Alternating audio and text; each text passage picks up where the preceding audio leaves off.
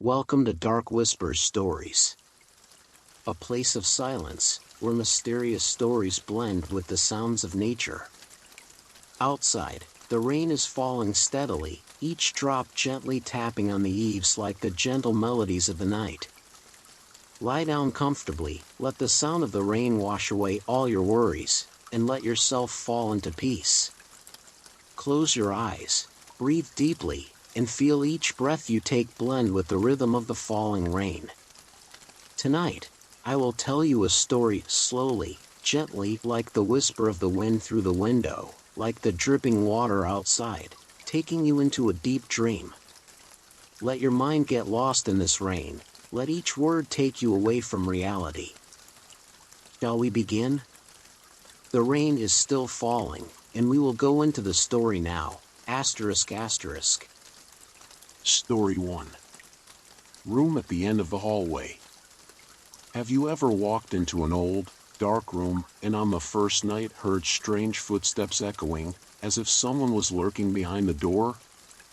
Have you ever been curious enough to peek through the tiny peephole on the door to see who was outside, and then, in front of you, suddenly appeared another pair of eyes staring straight at you? These ghostly stories seem to only exist in horror movies, but they happened to Andrew, a university student who had just moved into the room at the end of the hall.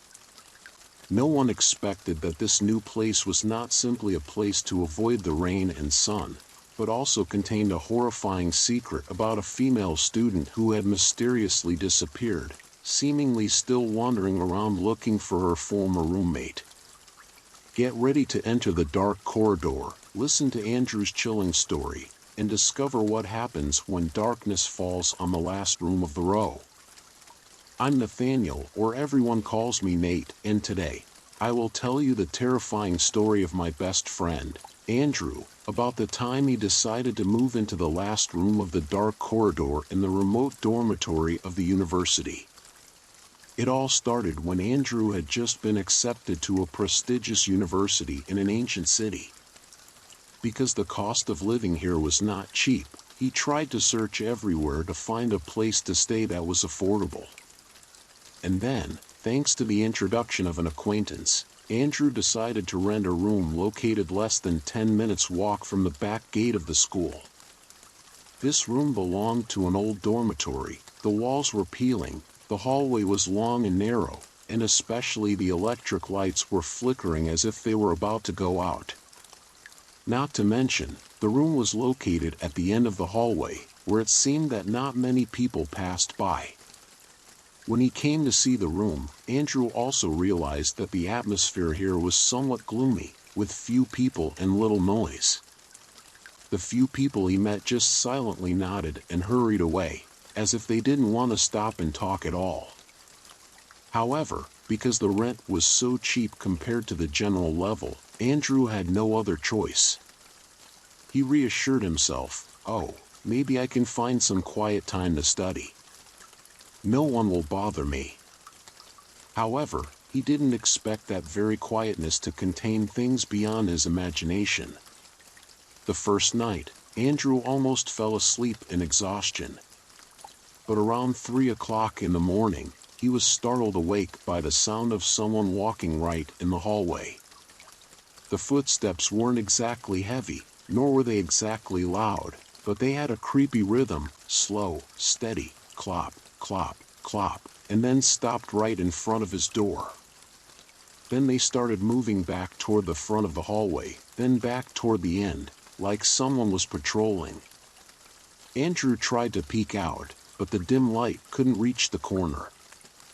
He finally tried to ignore it and went back into his room, telling himself it must be some sleepless student pacing back and forth. But his instincts told him something was wrong. Something very wrong. For the next 2 or 3 nights, Andrew was almost haunted by the sound of footsteps in the hallway. At the same time, close to 3 in the morning, when the whole dormitory was asleep, the mysterious footsteps would sound again.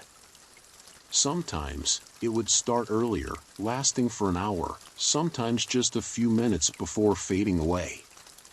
Sometimes, Andrew even thought he was hallucinating due to the stress of studying. But then, he began to hear other sounds, more and more clearly. First there was a light, probing knock on the door, knock, knock. Not exactly loud, but enough to make his heart pound in his chest.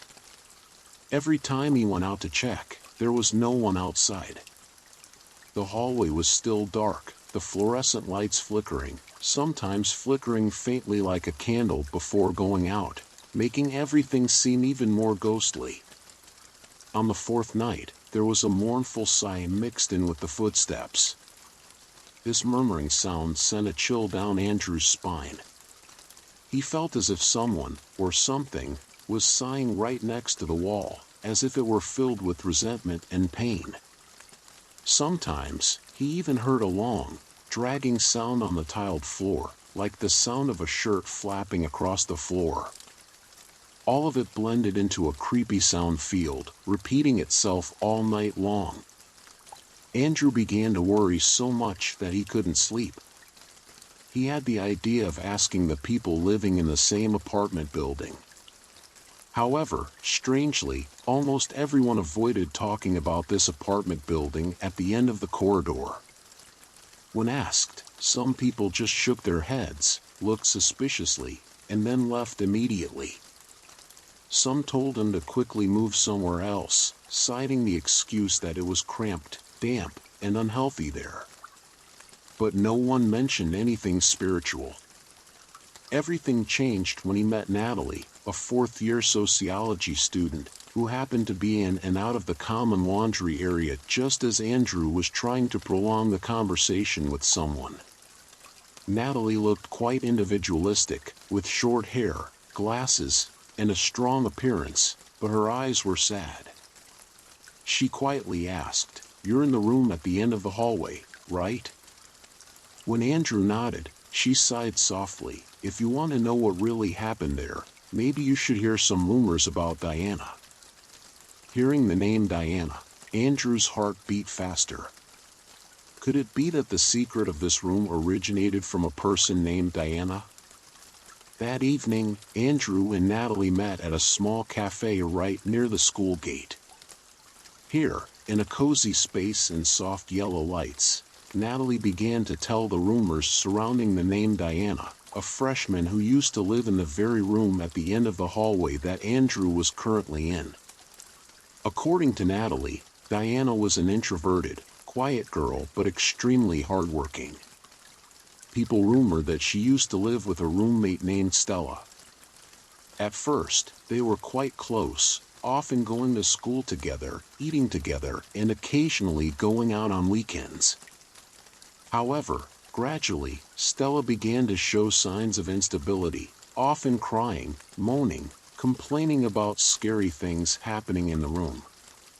Stella even told her friends that at night there was a strange woman standing right in front of the window, facing inward, whispering her name.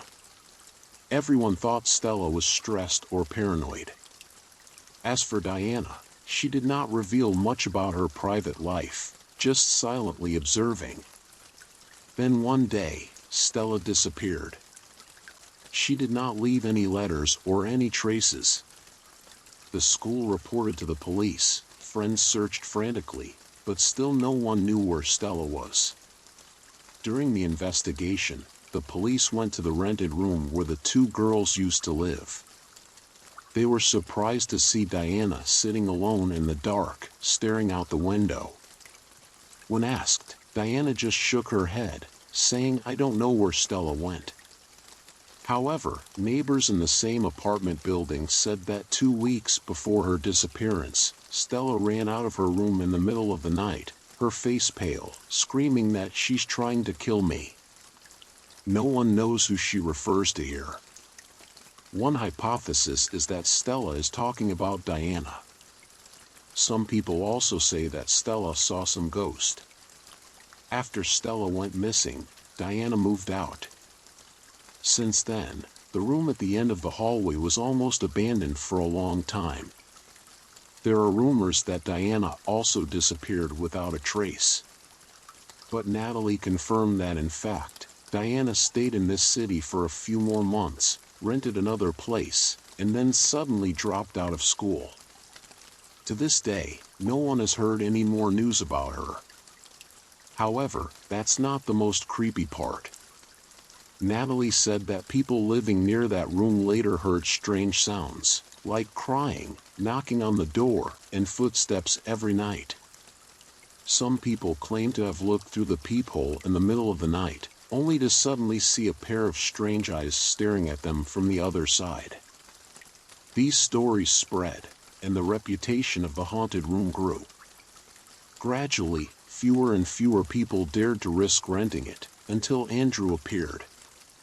After listening to Natalie's story, Andrew was both curious and scared.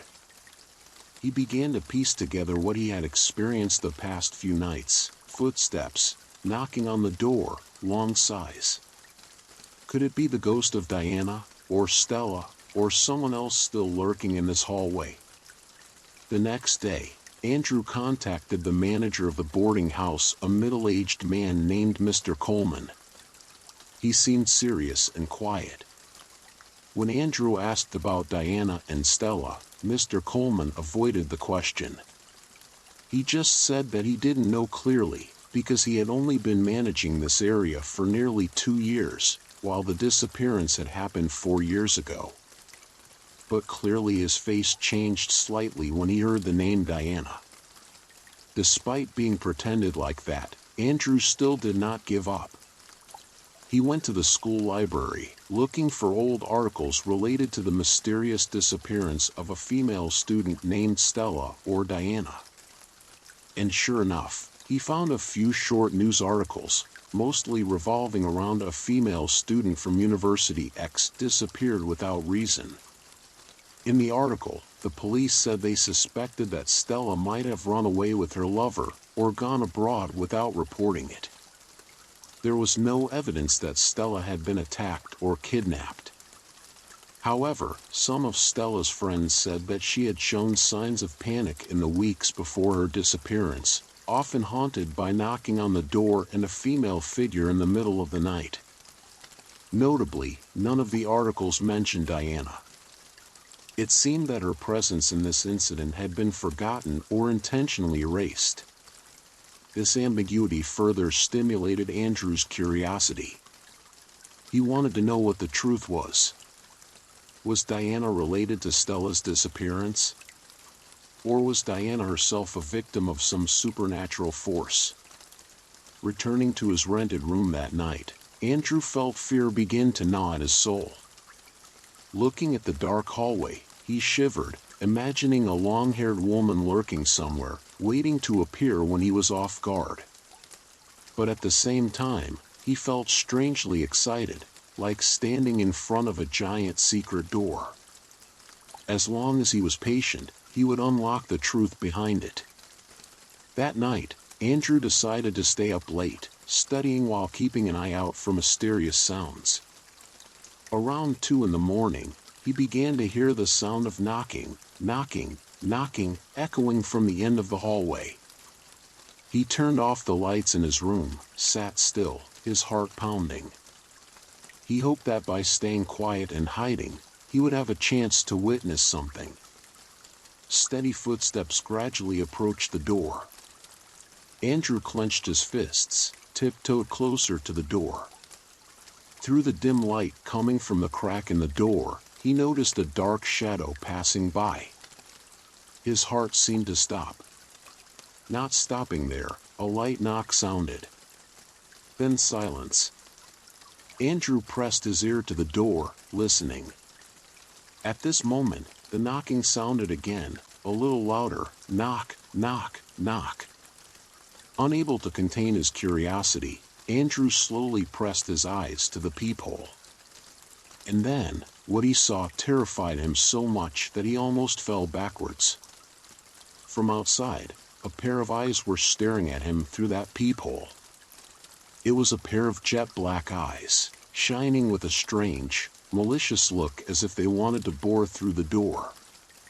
Andrew panicked and stepped back, his heart pounding like a drum, sweat pouring down his forehead. He didn't dare to breathe heavily, nor did he dare to open the door. Every sense in him screamed, "Run! Run!" However, he felt as if his feet were glued to the floor. After a few seconds of being stunned, he heard a sigh, a long, mournful sigh to be exact, seeping through the crack of the door, carrying a cold gloom. Then everything fell silent. When Andrew was brave enough to look through the peephole again, all he saw was darkness. This time, he opened the door with all his might, intending to see who had just appeared. The hallway was deserted. The lights were still flickering. It felt like everything that had just happened was just an illusion, but Andrew knew for sure that it was real. He quickly slammed the door, pushed the chair back, turned on all the lights in the room.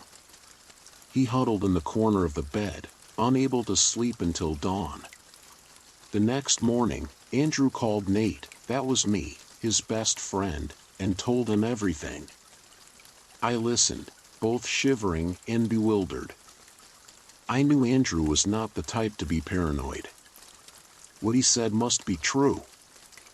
I immediately arranged to go to his place the next day, bringing along a tape recorder, a camera, and determined to find out the truth behind these extremely strange events.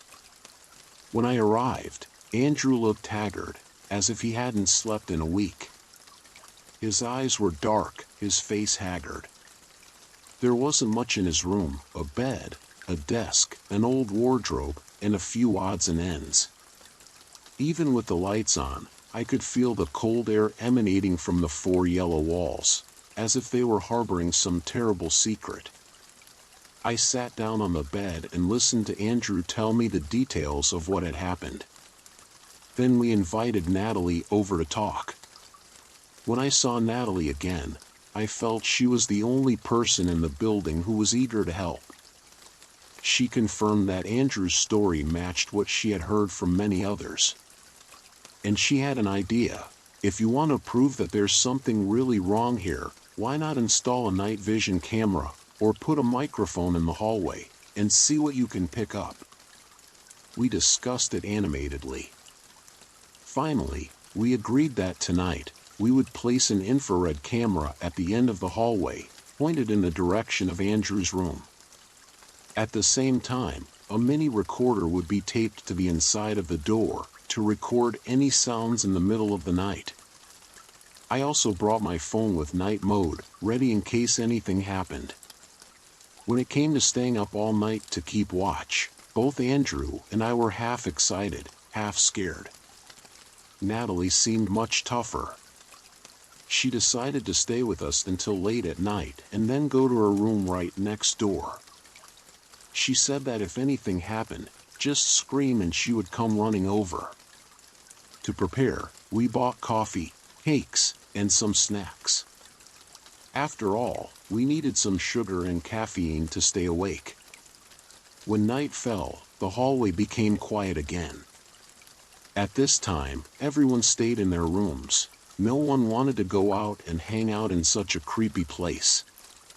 Around midnight, we quietly turned on the camera, set up the tape recorder, and turned off all the lights in Andrew's room. The only light was the tiny desk lamp I had brought along to take notes. The three of us sat there, waiting and nervous.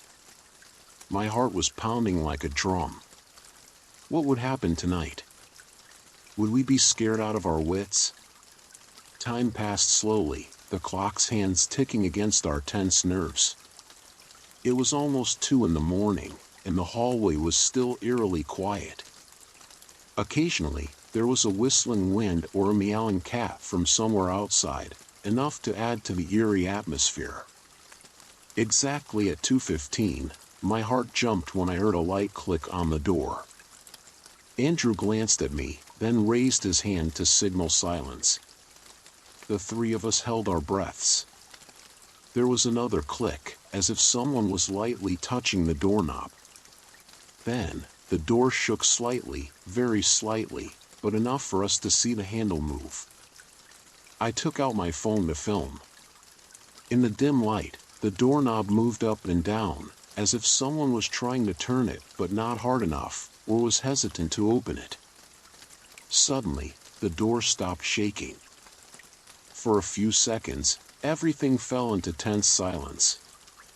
I could hear my own breathing. Andrew's face was pale, and Natalie was sweating.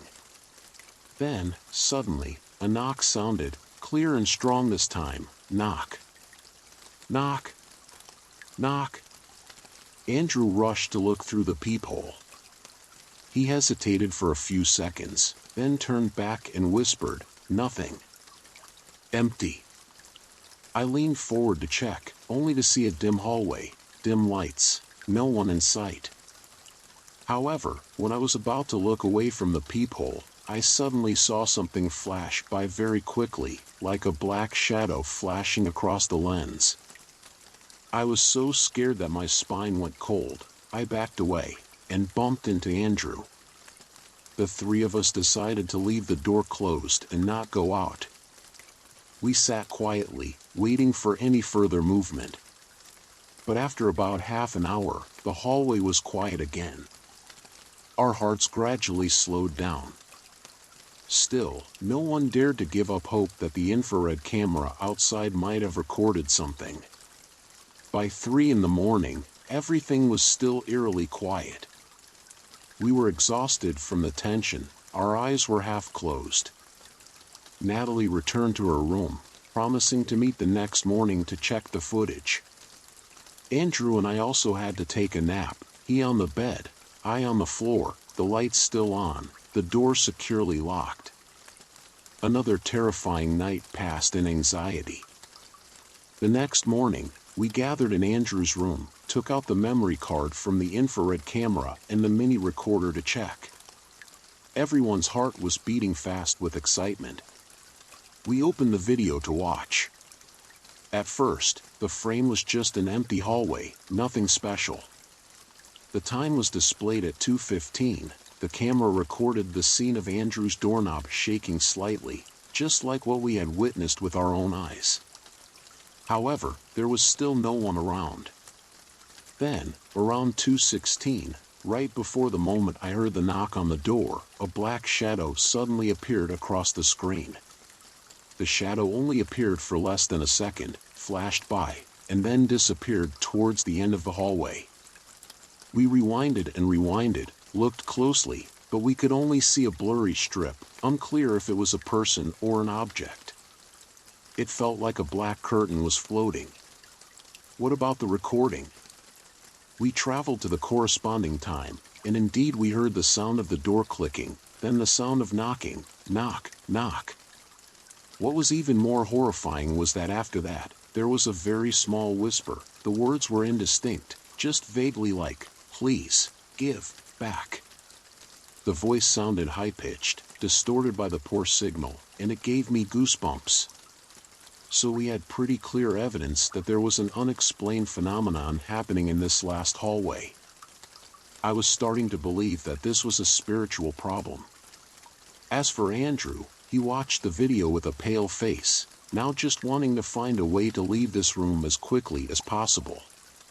But he was hesitant, as if he was urged to find out the final truth. Natalie mused, "Do you think this is related to Diana or Stella? Maybe the ghost of one of them is still here, looking for something that was taken?" Neither Andrew nor I had an answer, but it was clearly a hypothesis. The following nights, although we arranged to be on duty, the supernatural activity seemed to decrease in intensity. Occasionally, there were still footsteps and knocks on the door, but we could no longer see the eyes through the peephole, nor could we capture any more clear images. Meanwhile, Andrew and I continued our investigation. One day, we accidentally discovered that Diana had lived in an old dormitory right on campus before moving to this dormitory. We immediately asked the dormitory management for permission to look through the records, hoping to find information related to her. The dormitory manager, Mrs. Adams, was an elderly woman with a kind appearance. Hearing us talk about Diana and Stella, she seemed surprised, then quickly opened an old drawer to search. she muttered. "I still remember the name Diana. She was a quiet girl and rarely interacted with anyone." Then she pulled out a pile of worn-out files, blowing away the dust.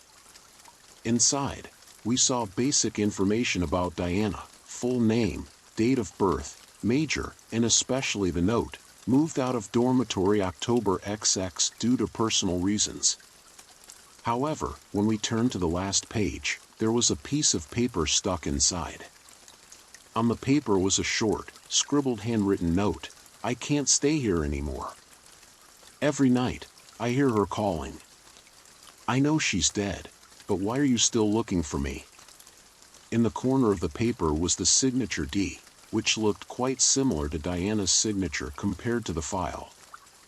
Andrew and I shuddered after reading it, because the words "I know she's dead" implied that Diana was sure that the person calling her every night was a ghost. Could that ghost be Stella? Or someone else? Did Diana already know some terrible truth, so she had to drop out of school and go somewhere else? Apart from that suspicious piece of paper, we didn't get any more useful information. Mrs. Adams just sighed. "I only remember Diana leaving quite suddenly, without saying much. I heard that she found a cheap place to stay outside the school, so she could be more free. Who would have thought that something bad would happen?" Leaving the old dormitory, Andrew and I were lost in thought. We felt a strange connection between Diana and the phenomena happening in the room. Perhaps Diana was haunted by some ghost, maybe Stella? Or on the contrary, Diana was the source of these phenomena, and the thing haunting the hallway was actually Diana after she passed away? However, we had no evidence that Diana was dead. It was all just a hypothesis. But what puzzled us the most was, why was the ghost, if there was one, lingering in the room at the end of the hallway? What message did it want to convey? Was it, as the recording suggests, wanting to reclaim something? We wondered if there were any hidden items or mementos of Stella or Diana in that room that no one knew about. Not giving up, Andrew and I decided to search the room thoroughly. The walls were peeling, and there was dust under the bed. We carefully examined every crack in the floor, using flashlights to shine in every corner. This process took quite a while, because the room, although small, contained many old cabinets, and the gaps between the floor tiles had grown up over the years. After almost a morning of turning everything upside down, we were about to give up when Andrew suddenly stopped in front of the wall next to the bed. He discovered a vertical crack, with a raised piece of plaster underneath, looking like it had been patched. He worked hard to pry it open with a screwdriver. A few minutes later, a part of the wall came loose. Inside was a small cavity, just the size of a hand. I leaned forward and shined the flashlight in, my heart pounding. Inside the wall cavity, there was an old, rusty metal box. I carefully took it out. The box was locked with a small latch, but it was rusty, so it wasn't hard to open. Inside, we found a thin leather-bound notebook, a yellowed photograph, and a silver necklace. The first few pages of the notebook were blank, but from the middle page on, it was filled with messy writing and drawings, seemingly the diary of someone in a state of panic. On the inside cover, I saw the signature Stella. So this was Stella's diary? My heart almost jumped out of my chest. So what had been left in this room all these years was the secret of the missing girl. Could this be the object the ghost had been looking for? We turned the pages with trembling hands. Some of the writing was broken and hard to read, but in short, Stella described being haunted by a woman who appeared every night, standing at the end of the hallway, sometimes knocking on the door, sometimes whispering at the window. Stella was sure that the woman was a ghost, but didn't understand why she was haunting her.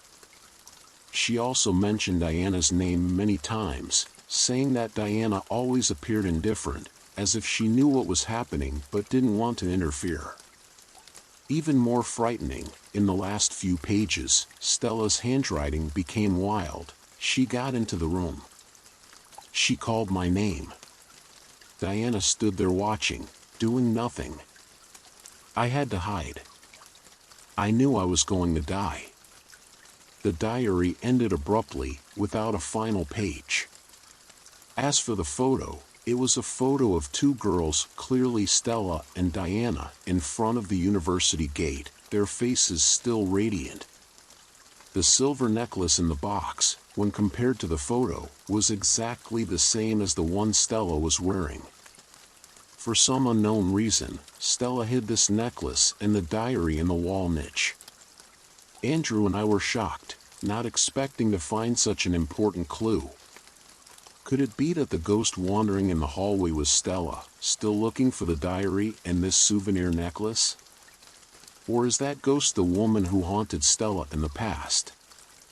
Before we could come to our senses, we hurriedly informed Natalie of our shocking discovery. Natalie was equally stunned when she held the diary. She hypothesized, perhaps Stella sensed danger, so she hid these things carefully, hoping that someone would find them and solve the mystery later. Or who knows, she wanted to warn everyone that there was a force lurking. However, Natalie also reminded, these objects can carry negative energy. Finding them is an opportunity for you to free the poor soul. But it is also possible that it will make that force even more aggressive.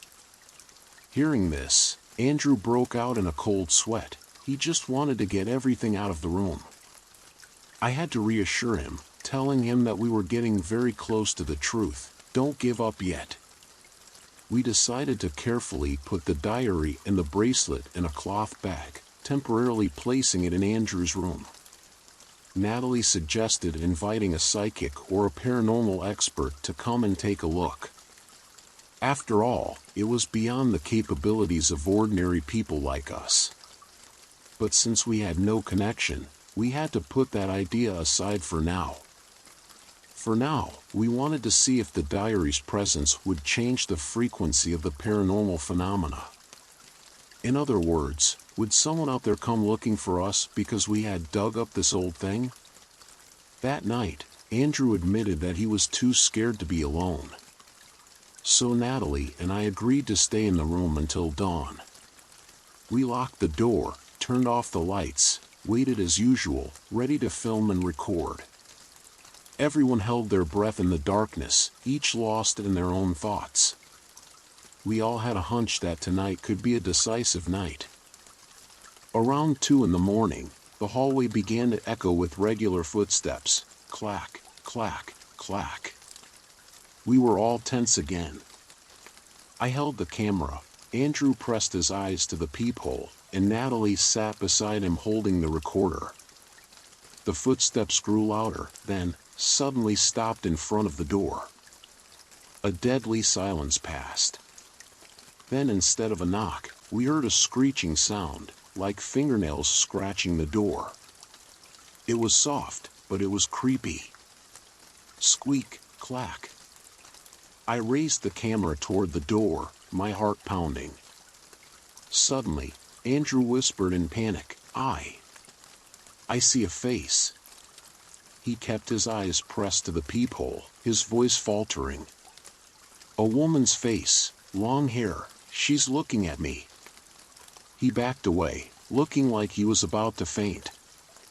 Natalie quickly grabbed the peephole, and I rushed over too, but we were all paralyzed. Outside the door, there seemed to be a figure standing close, its face close to the peephole, allowing us to only catch a glimpse of its white eyes and pale skin for a moment. Then, in a flash, the figure disappeared. Before we could regain our composure, there was a thud as if someone had slammed the door hard, shaking the wooden frame. The table lamp swayed. It took all my courage to run out and hold the doorknob, afraid that it would blow open. Outside, there was a chaotic sound, scratching, hurried footsteps, and even heavy breathing, or moaning. We were almost panicking. Natalie was so scared that she screamed. Andrew widened his eyes in disbelief. At that moment of panic, I suddenly thought of the bracelet and the diary. Could it be that it had come to reclaim it? I quickly rushed to the cloth bag and pulled out the bracelet. If it really is Stella's ghost or something related to Stella, please take this keepsake and rest in peace. I shouted as if I was reciting a prayer. No one had taught me how to do this, but I knew I had to try. In a few seconds, the pounding stopped. The room fell into a terrifying silence. Slowly, I walked over and pressed my ear to the door. I could hear nothing but my own heartbeat. I looked at my two friends, signaling that I would open the door and look. Natalie shook her head in horror. Andrew looked dazed. But I knew that if we didn't confront it, we would never escape this haunting experience. I unlatched the door and opened it slowly. The hallway was still dim, the lights flickering. No one was in sight.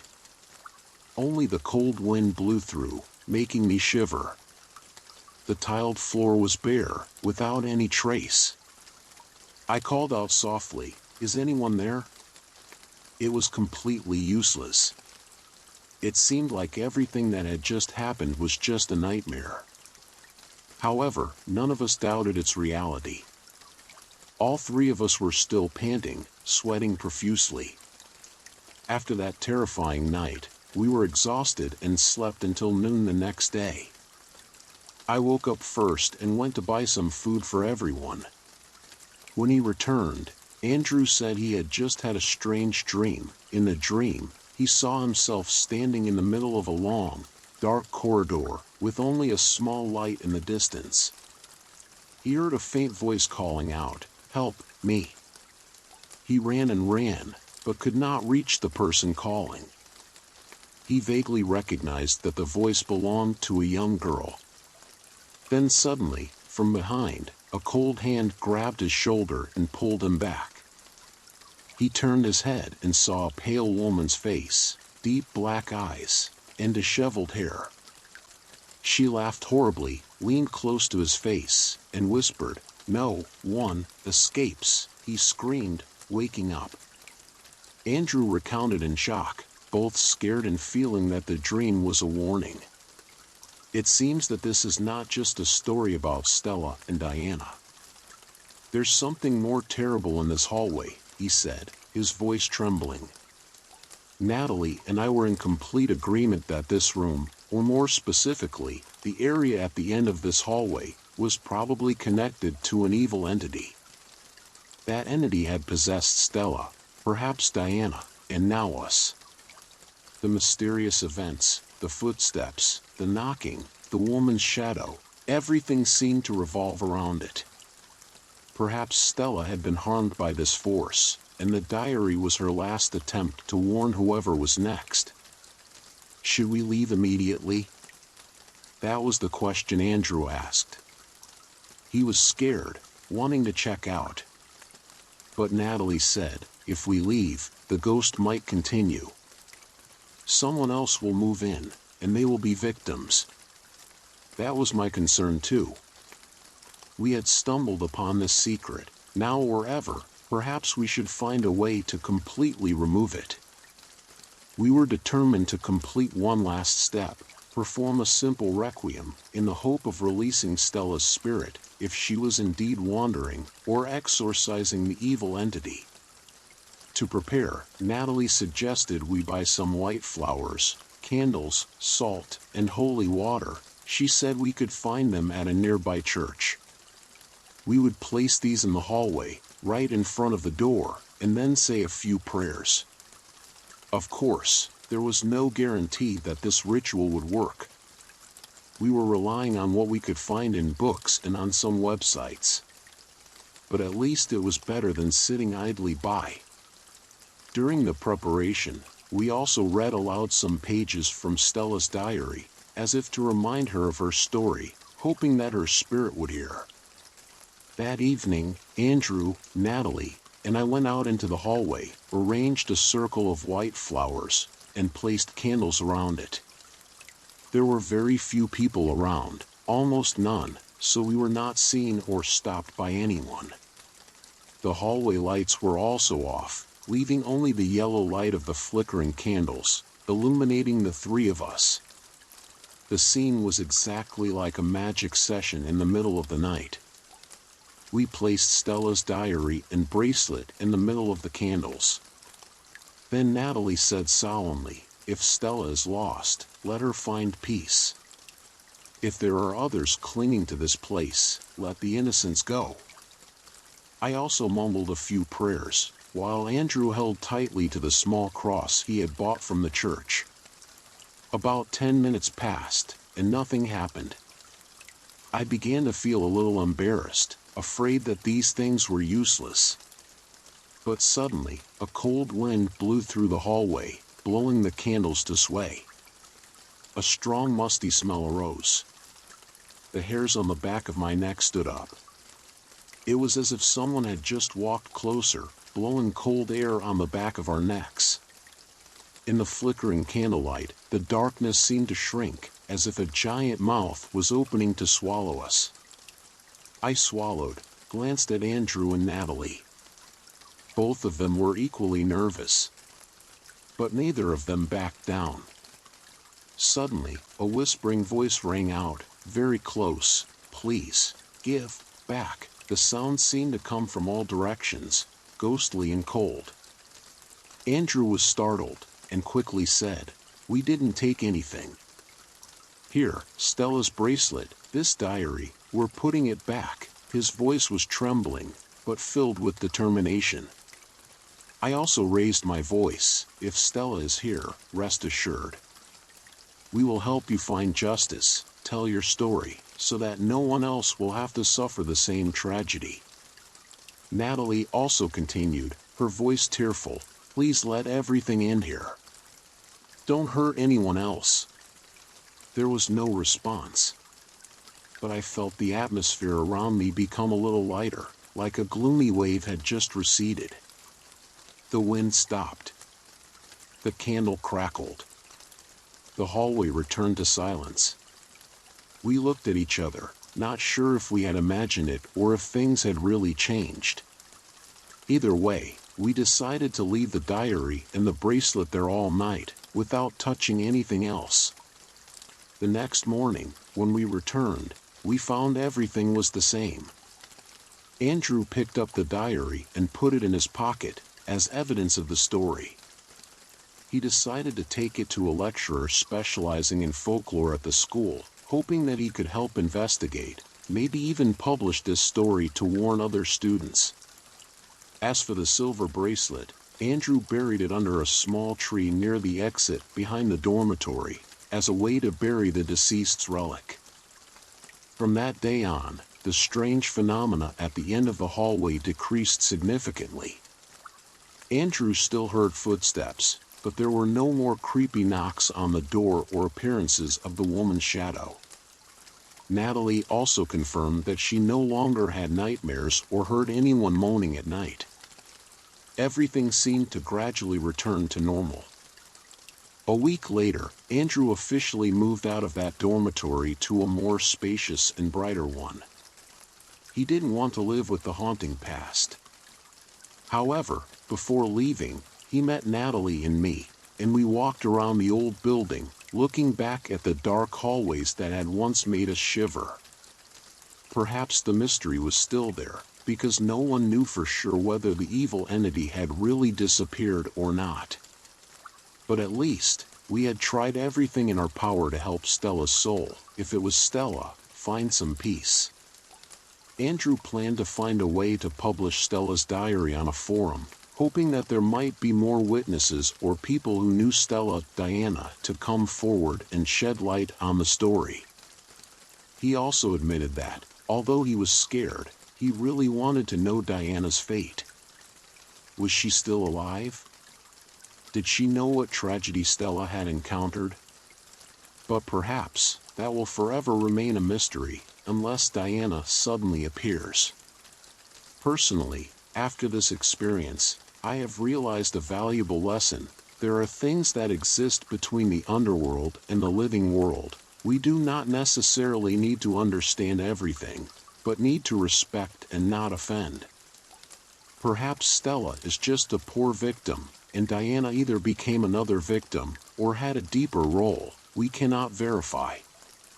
The main thing is, we felt the pain that Stella went through, the ultimate fear when she realized that she was being hunted by an invisible force. The story ends in silence, without the scene of everything is clear or the devil is destroyed like in the movies. It still leaves countless unanswered questions. However, for Andrew, leaving is also a way of liberation. And for us, we believe that placing the diary and the bracelet in a solemn place, along with sincere prayers, will somehow appease the suffering ghost. To this day, the room at the end of the hallway is still there, standing tall as a witness to time. Will this creepy story still haunt those who come after?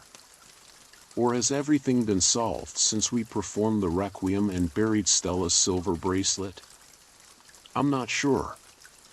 The rumors still smolder, sometimes rekindling when someone accidentally hears footsteps at night. But strangely, no one has ever seen the face of that terrifying woman again. Andrew has now graduated and moved to another city to work. Natalie is still at school, continuing her research. She occasionally texts me, saying that everything is quiet again, and that the dormitory is gradually getting more tenants. No one has complained about being haunted by ghosts. Perhaps Stella's soul has rested or accepted to let go. Or perhaps the worst has passed, leaving only a vague echo.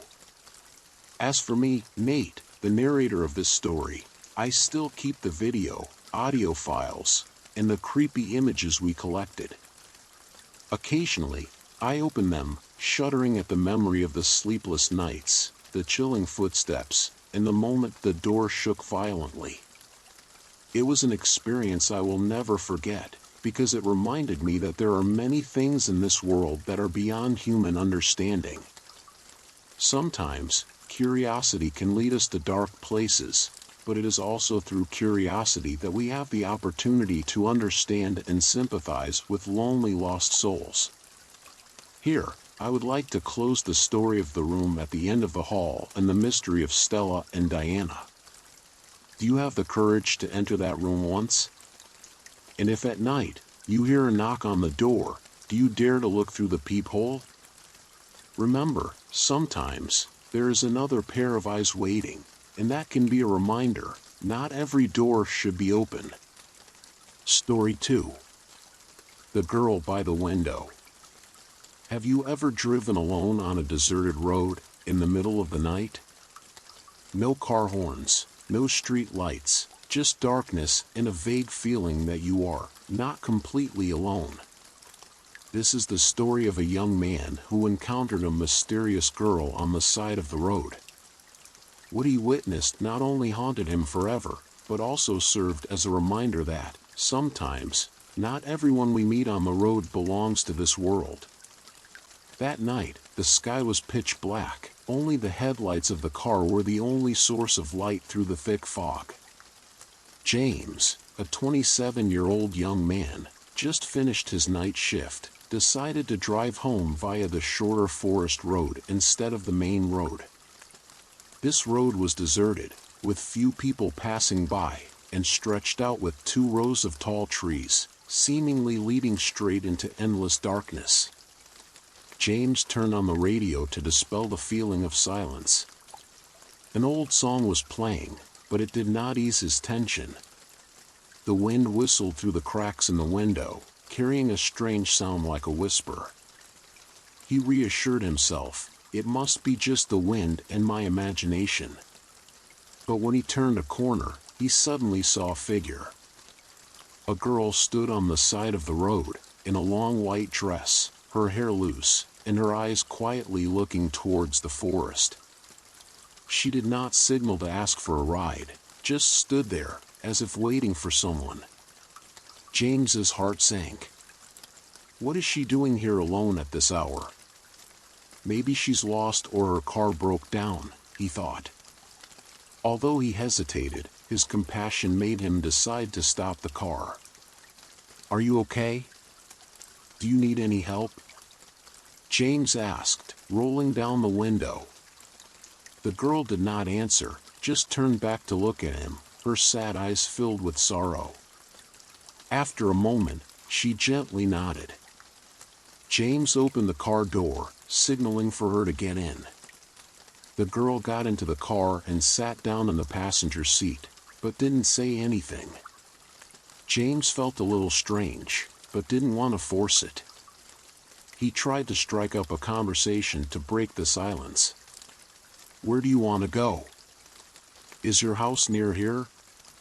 The girl just shook her head, her eyes looking out the window, into the dark space outside.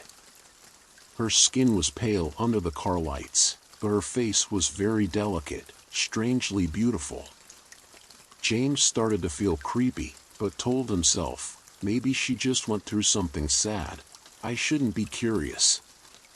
He tried to keep his focus on the road ahead, occasionally glancing at her from the corner of his eyes. After driving a while, he noticed that the girl didn't have a bag or a phone. Her whole body was also unusually quiet, without any warmth, as if she was just a shadow. "What's your name?" James tried asking again. Still no answer. She moved only slightly, her eyes still glued to the window, where the headlights swept through the trees and the endless darkness. When they reached the intersection, the girl suddenly pointed forward, signaling that she wanted to stop there. James nodded, turned the wheel, and stopped the car. "We're here," he said, and politely opened the car door. But when he turned around, the passenger seat was empty. The girl was gone, as if she had never been there. James was stunned, his eyes darting around the car. The car door was still closed, no sign that she had opened it to get out. He got out, looked around the darkness, and called out, "Miss, are you here?" There was no response, only the cold wind blowing and the rustling of leaves. In the distance, the faint silhouette of a girl appeared on the edge of the road, then slowly disappeared into the night. James stepped back, his whole body cold. He didn't understand what had just happened, but his instincts told him not to stay long. He quickly got back into his car, started the engine, and drove away, feeling bewildered. The next morning, curiosity overcame his fear, and James decided to return to the road where he had picked up the girl. He stopped at a small grocery store nearby and asked the locals about the road. A haggard-looking old man was silent for a moment as James recounted the incident.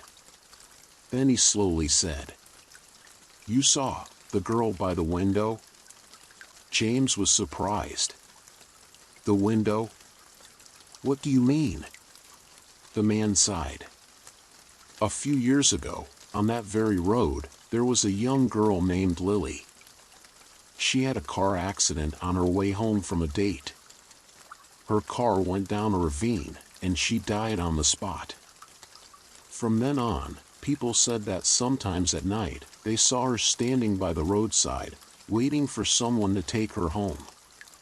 But when they got there, she disappeared, as if she had never existed." James was speechless. He remembered the girl's sad eyes last night, remembered the moment she sat silently by the car window. Was she just trying to find a way to return home, even though she belonged to another world? The man patted James on the shoulder, reminding him, "If you really meet her, don't worry too much. Lily didn't hurt anyone. She's just a lost soul, needing a little kindness to rest in peace." James nodded, feeling a little relieved. But deep down, he knew that the experience that night would forever be imprinted in his memory. James's story could be a reminder to all of us, in our lonely journeys.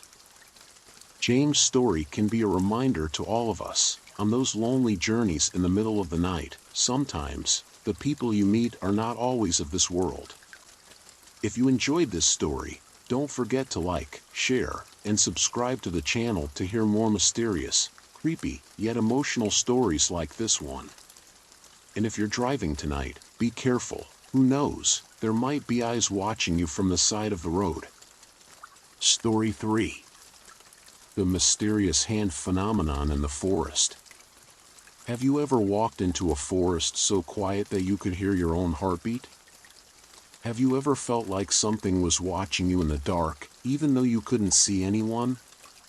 And have you ever, in the middle of the vast wilderness, suddenly felt a chill down your spine as if an invisible hand suddenly touched your shoulder, squeezed your arm, or even pulled on your shirt? In the pitch-black darkness between the towering trees, many young rangers, experienced people who eat and sleep in the forest, have sworn that they have felt a mysterious presence. Something they call the mysterious hand. They can't see it, but it definitely exists. It makes them turn around, their hearts pounding, but when the flashlight shines through, all they see is a silent leaf or a pitch-black curtain of night. And then, they wonder, am I imagining it? Or does the sacred forest really hold secrets beyond human understanding? Welcome to the dramatic and haunting story, where we follow the young forest rangers including Mark, Emily, Jack, and veteran team leader John. Their original purpose was to patrol, protect the forest, record traces of wild animals, and prevent poaching. But it was during those trips through the forest that they began to experience things that no one could explain. And with each step deeper into the dense forest, strange phenomena continuously appeared, forcing them to stand on the border of fear and extreme curiosity. Take a deep breath, prepare yourself to welcome the thrill of excitement. Because right after that, we will enter a long adventure, where the mysterious hand in the forest is not just a word-of-mouth story, but also a door leading to mysteries that perhaps no one expected. Mark is a 27-year-old man, passionate about nature and eager to explore the mysteries of the old forest. After graduating from a prestigious university with a degree in forestry, he was accepted into the Southwood Mountain Ranger team. Unlike many people who like the hustle and bustle of urban life, Mark loves the feeling of breathing fresh air, listening to birds chirping in the middle of the vast green carpet, and sometimes, getting lost in the mysterious wilderness. The Southwood Ranger team is led by John, a 45-year-old experienced man. Besides John, there is Emily, 25 years old, a petite but very brave girl, along with Jack, 30 years old, who always has a sense of humor and the ability to joke, making the atmosphere much more pleasant. On the first day Mark arrived at his new job, he could not hide his excitement. The ranger team's wooden house was nestled in the middle of the forest, surrounded by gnarled ancient trees. As Mark entered, he immediately smelled the distinctive scent of damp wood mixed with eucalyptus. John greeted Mark with a warm smile, introducing him to Emily and Jack. Emily's eyes sparkled with welcome, while Jack patted Mark on the shoulder, laughing loudly. "You should prepare yourself for some slow living in the wilderness, young man." That afternoon, the group gathered together to organize their belongings, check their communication equipment, flashlights, bug spray, and some medical supplies. Their upcoming shift schedule was quite tight because many poachers were starting to become more active at this time. John reminded the team, "Everyone knows, Southwood is beautiful and peaceful, but don't forget it's also dangerous. We don't just have to face bad guys, we also have to respect the laws of the forest, always be prepared for every situation." On the first evening, Mark sat chatting with the group around the old wooden table. The oil lamp cast a weak yellow light. The chirping of insects outside made the space even more mysterious. John began to tell about his early days in the profession, about the encounters with wild bears, ferocious wild boars, or having to deal with illegal loggers. John's vivid story made Mark listen attentively. But at that moment, Emily suddenly sighed and said, "Recently, many rangers in the neighboring area have been gossiping about something, a mysterious hand that keeps lurking in the forest every time they go on night patrol." The atmosphere fell silent. Jack, who was usually joking, now looked at Emily in surprise. Mark asked curiously, "Mysterious hand? What do you mean?" Emily said, "Some young rangers said that when they were walking in the forest, they suddenly felt someone pulling their shirt, or putting a hand on their shoulder. When they turned around, no one was there. They also heard very light footsteps or rustling leaves right next to them, but when they shined their flashlights, they couldn't see anything. Many people were scared, thinking there were ghosts or some kind of spiritual force."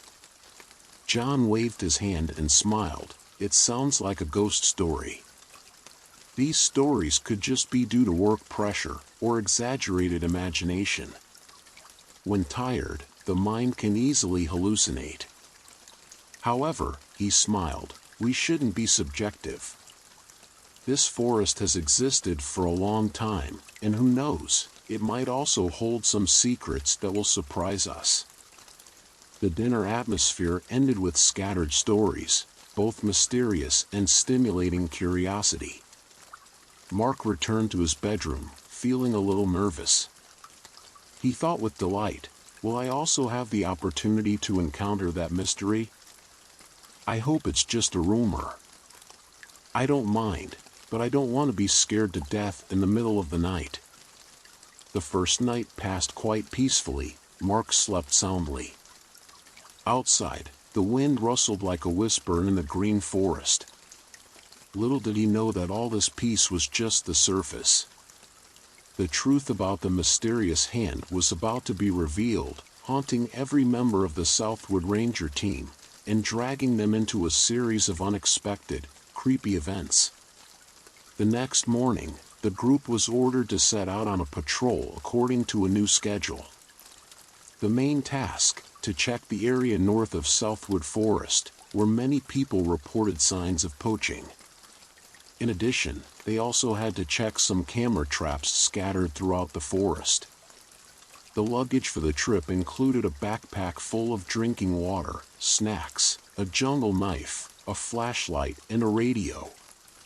John said, "We will go for at least 2 days and 1 night. Remember to bring all the necessary items. Return to the assembly point near the dry stream tomorrow morning." Mark listened while adjusting the straps of his backpack. He was very excited, because this was his first field patrol in Southwood. Emily carefully carried the tranquilizer gun, in case she encountered a bear or a wild animal that could threaten her. Jack grabbed the baseball cap on the back of his backpack, ready for the journey. The journey began with a small trail leading deep into the forest. The early morning sunlight filtered through the leaves, creating shimmering streaks of light on the mossy ground. The chirping of birds echoed from afar, mixed with the rustling of leaves when a light wind blew through. The deeper we went, the cooler and more humid the air became. The smell of soil and rotten leaves mixed together to create a unique scent of the forest. After about 3 hours of walking, the group stopped to rest in an open space.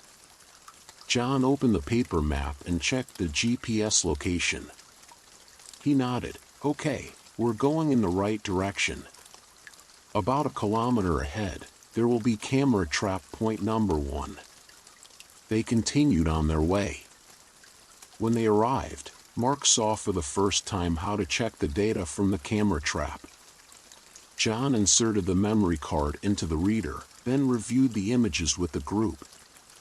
A few shots showed a herd of deer passing by, a black bear passing by at night, and a blurry image of a group of people at the end of the frame. John frowned. "We have to watch this group, they might be illegal loggers." The scene was still quiet. Nothing unusual except for the wild animals.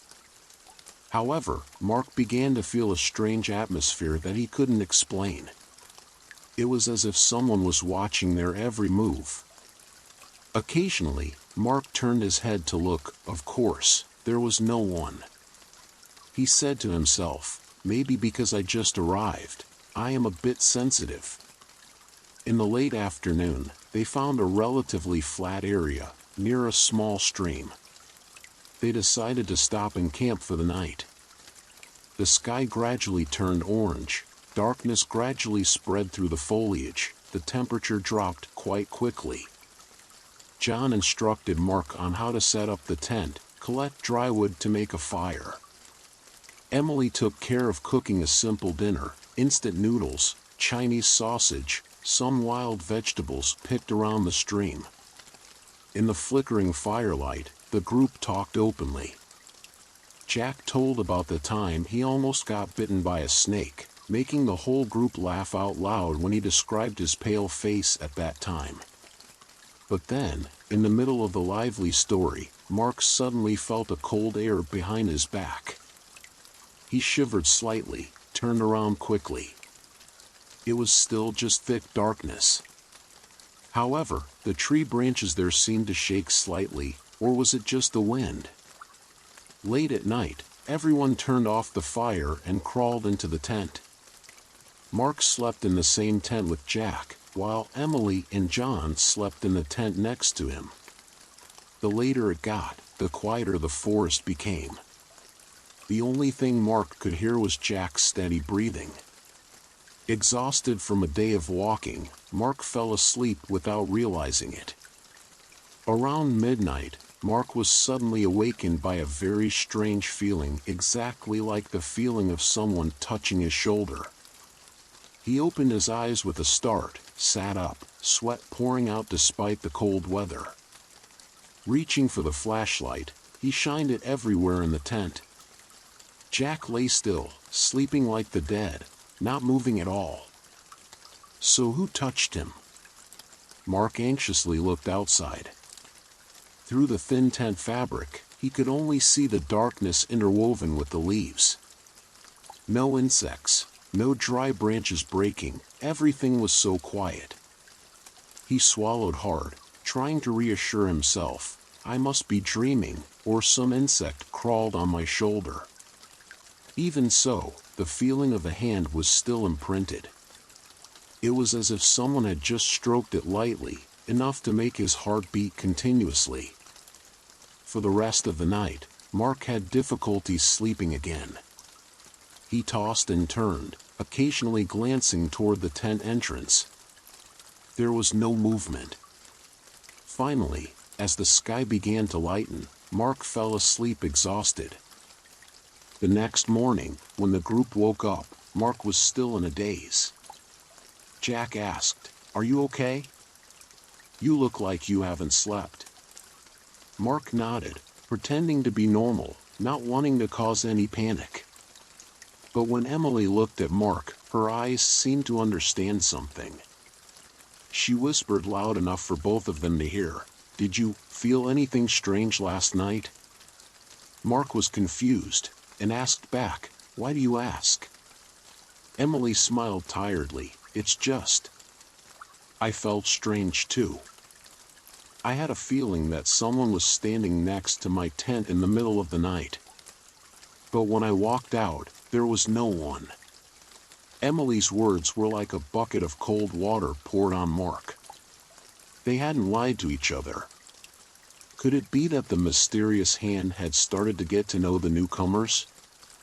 After breakfast, the group continued their journey. On the second day of the patrol, they had to visit the next 2 camera locations before returning to base.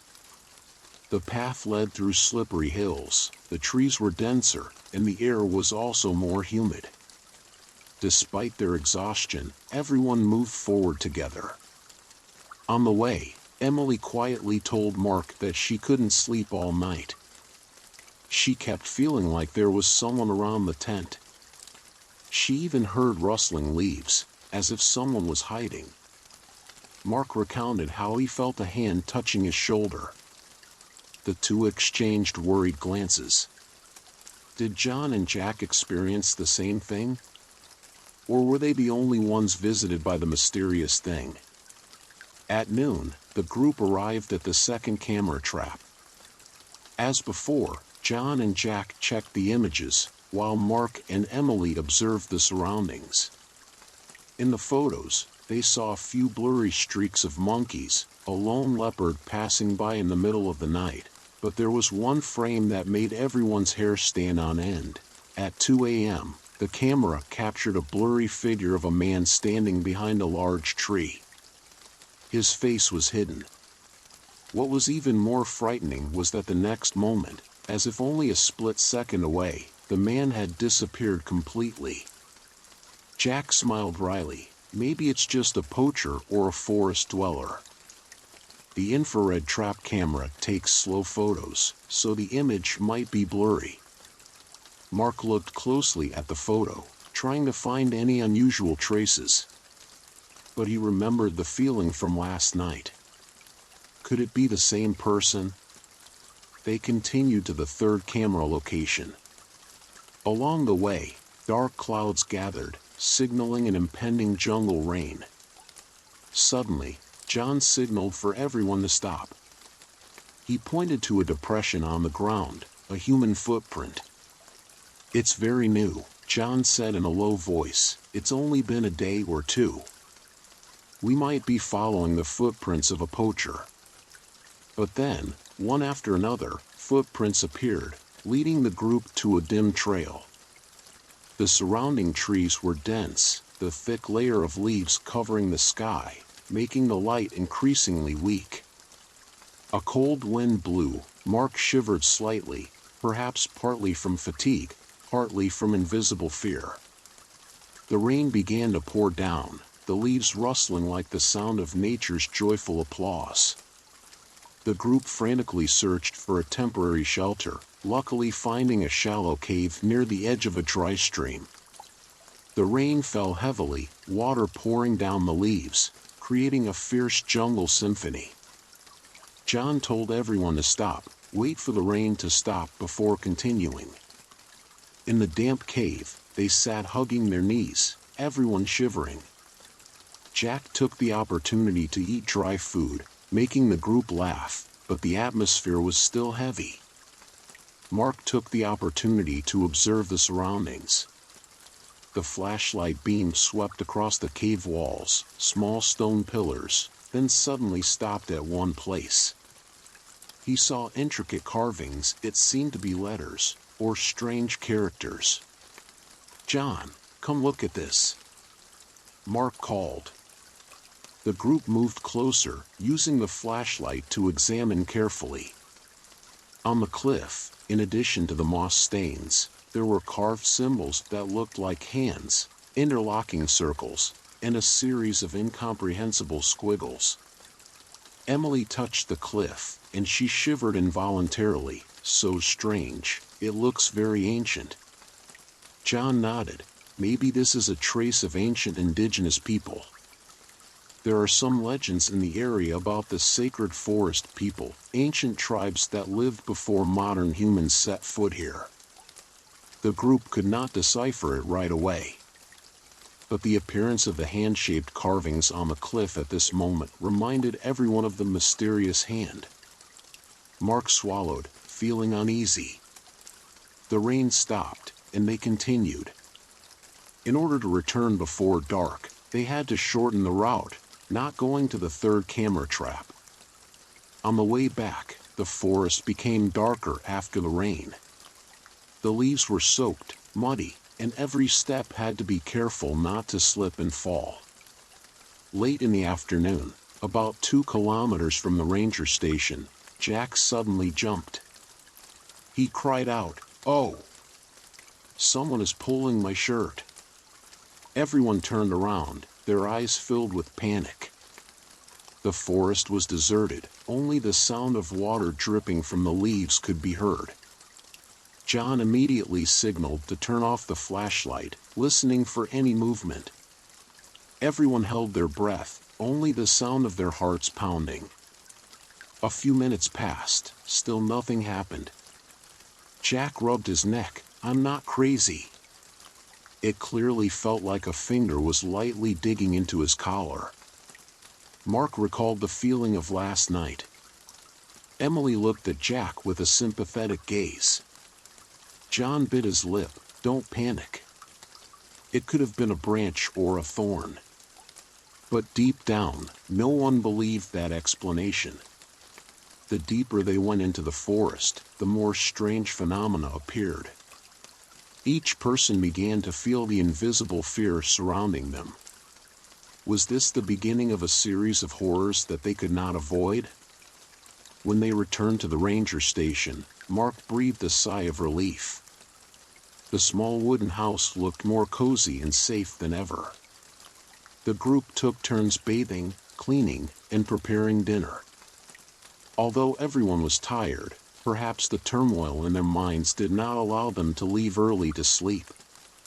John took the initiative to call a small meeting in the kitchen. He wanted to listen to everything everyone felt during the trip. Mark, Emily, and Jack took turns recounting strange phenomena: rustling leaves, the feeling of being touched, mysterious footprints, and the camera photo of a blurry man. John pondered, tapping his fingers on the table. "Over the years, I've heard rumors about the mysterious hand. Honestly, I used to think it was just a scare tactic. But now," he paused, squinting at everyone, "there's no denying that you guys are experiencing something strange. So we have to be careful. First of all, check the security equipment around the station. Be more careful when patrolling. And don't go out alone at night." The group nodded. Mark, in particular, kept thinking about the characters on the cliff, about the man in the camera photo. Could the two be related?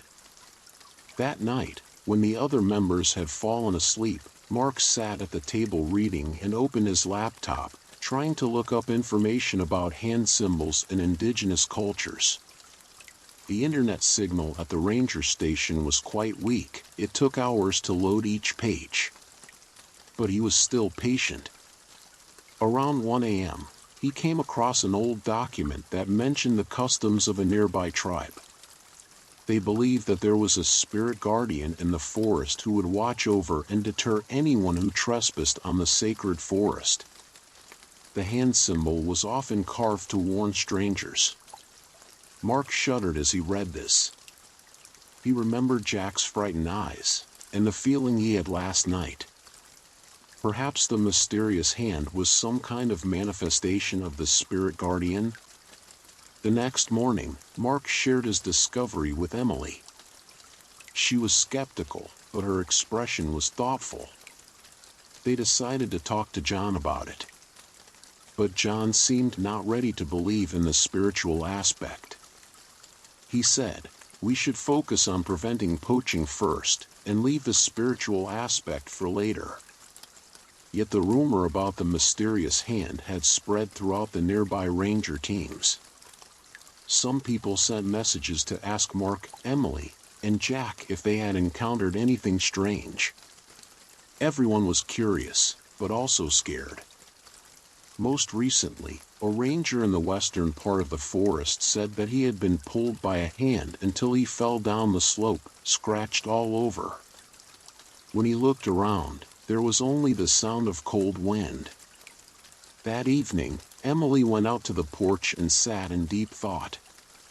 Mark followed quietly, carrying 2 cups of warm coffee.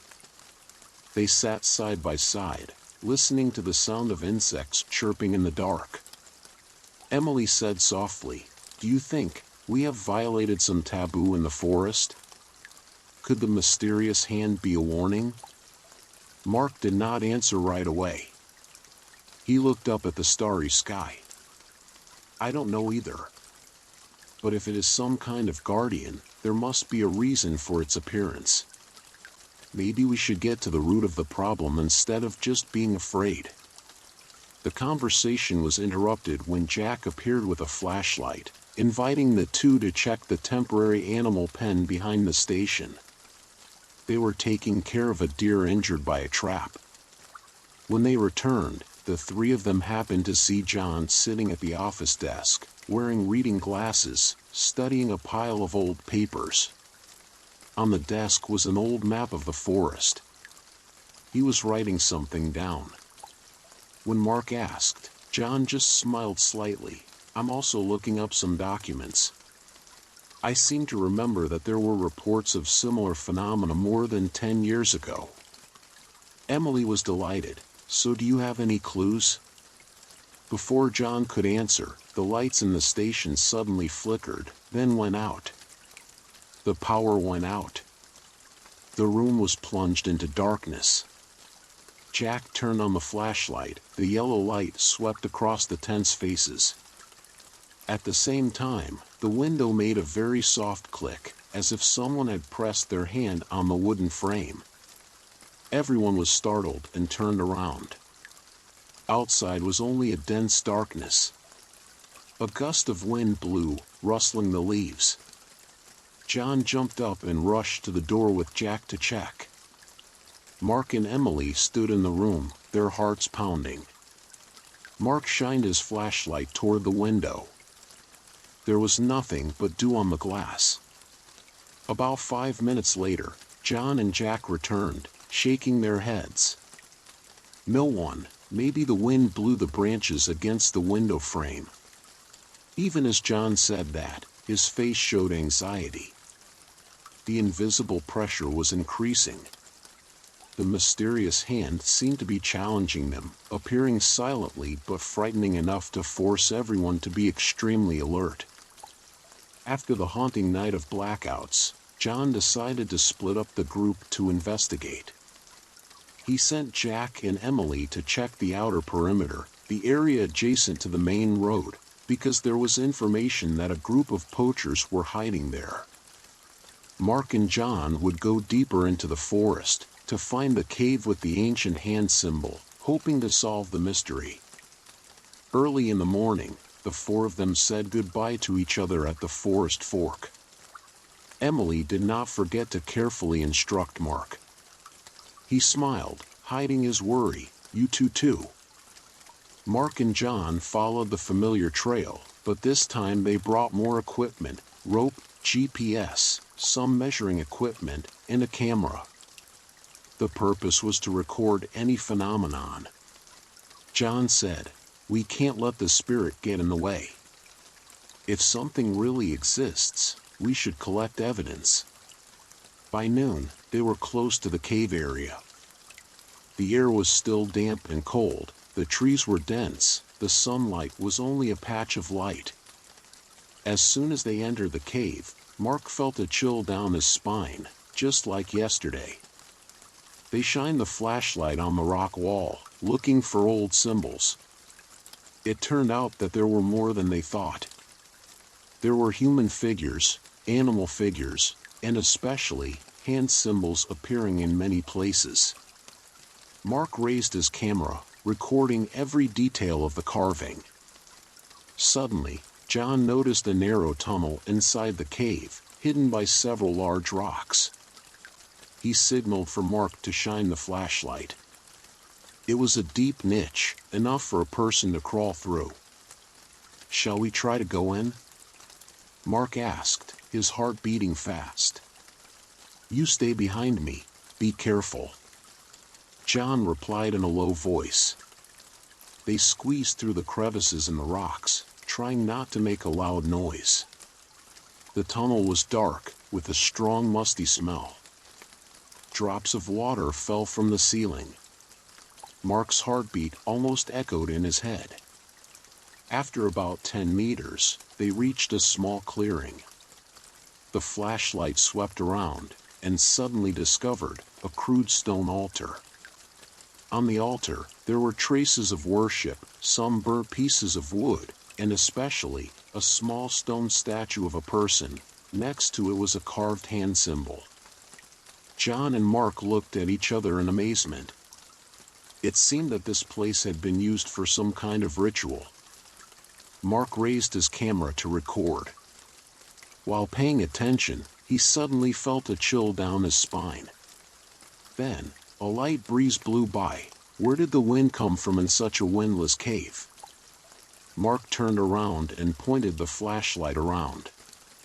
There was nothing, but he vaguely heard a distant whisper, like the sound of wind howling, like the sound of someone crying. Heart pounding, Mark glanced at John, seeing that he was also nervous. "I think we should leave here," John said softly. "This place isn't suitable for staying long."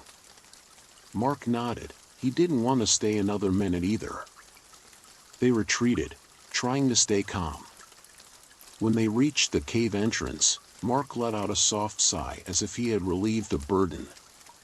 But suddenly, as soon as he stepped out of the cave, John tripped and fell face down. Mark panicked and helped him up. John grimaced, "I must have slipped. Luckily, I'm fine."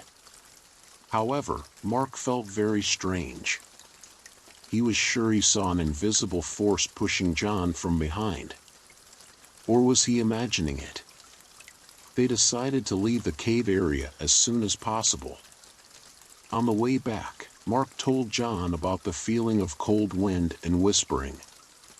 John was silent for a long time, then said, "I heard it too, but it was too weak, I dare not confirm."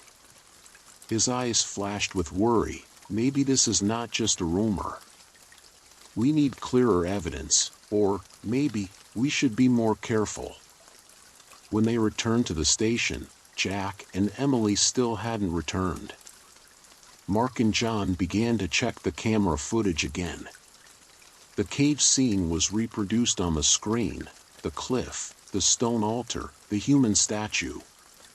Both of them watched every second attentively.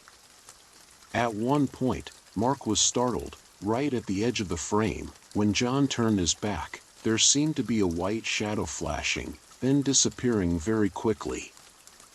Had to slow down to observe. It was clearly a white hand, reaching behind John, but not touching, just hovering. Mark got goosebumps, turned to look at John. John's face was drained of blood. They sat in silence for a few minutes. Finally, John said softly, "So it's real. This thing is trying to get to us." At that moment, the door to the room opened.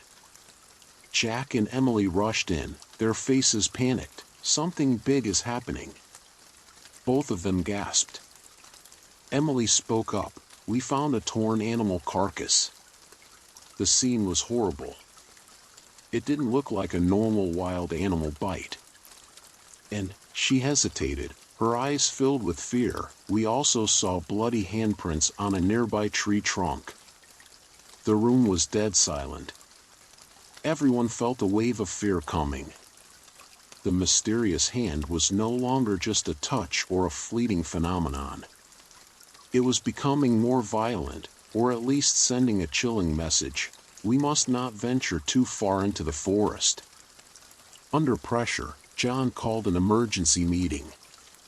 The four of them sat around the table, the flashlight beam clearly illuminating the tiredness and tension on each face.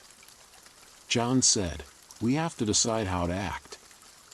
On the one hand, there are dangerous poachers out there. On the other hand, the mysterious hand phenomenon is becoming more and more obvious. I don't want to lose anyone. But we can't leave the forest to the loggers either." Mark spoke up, "I think there are two possibilities. Either this incident was staged by humans to scare us, or there really is a spiritual force in the forest. Either way, we need more help. Maybe we should report to our superiors, or find a spiritual researcher to decipher this phenomenon." Emily agreed, "Yes. We need support. It's too risky for our team to face both threats alone." Jack nodded, "I think so too. If we keep going like this, we'll easily fall into a crisis." John agreed, and immediately used the satellite radio to send a brief report to his superiors. However, he did not dare to reveal all the details, only saying that there were many unusual signs and asking for support. In the meantime, he divided the tasks. Mark and Emily would stay at the station, check and analyze the video and image data. John and Jack would go out to find more clues about the poachers, and check the other camera traps. Before leaving, John told Mark, "If anything happens, don't go alone. And pay attention to every hidden corner in the station." Time passed heavily. Mark and Emily spent the afternoon reviewing the video taken in the cave, trying to zoom in and increase the brightness to recognize the details of the white shadow. Although the image was blurry, it was undeniable that it looked exactly like a human hand, moving, then disappearing. They also looked at documents about ancient tribes, hand symbols. Every time they saw it, Emily shivered. "It was haunting," she said. "I never thought I'd see this in real life." As the evening wore on, Mark and Emily made a makeshift dinner. John and Jack had not returned. They might have to stay out tonight, Emily worried. "Let's hope they're safe." Suddenly, the station's lighting system flickered again. Mark frowned. "The power's gone out again. Let's light some candles." They lit a few on the table. The space was pale, and the shadows of the two people on the wall danced like ghostly figures. Then, suddenly, the wooden floor creaked in the hallway. Emily jumped up, her heart pounding. "Is it John and Jack back?" Mark called out. "John? Jack? Is that you?" There was no answer. They both held flashlights and slowly walked to the end of the hallway. Still no one was there. The main door was still locked from the inside, which meant no one could have opened it. So where did the footsteps come from? A cold breeze blew by, and the candle went out, whether it was the wind or something else. In the darkness, Mark held Emily's hand tightly, and she was trembling. "Don't be afraid, I'm here," Mark whispered, even though his heart was pounding. Suddenly, behind Emily, a white hand appeared in the flickering light of a flashlight. Mark wanted to scream, but his throat was choked. "Emily, watch out!" He pulled her toward him. At that moment, the other hand gently tugged on Emily's shirt, then disappeared behind a dark door. Emily screamed, trembling. Mark gathered all his courage, shining the flashlight in the direction the hand disappeared. There was nothing but a blank wall. As if it had never appeared. Before they could calm down, they heard a knocking sound on the kitchen window. In extreme panic, both of them rushed back to the study, locked the door, sat back to back, and breathed heavily. "What should we do now?" Emily sobbed. Mark hugged her, his voice trembling. "We have to try to stay calm. Maybe it wants to scare us away from here.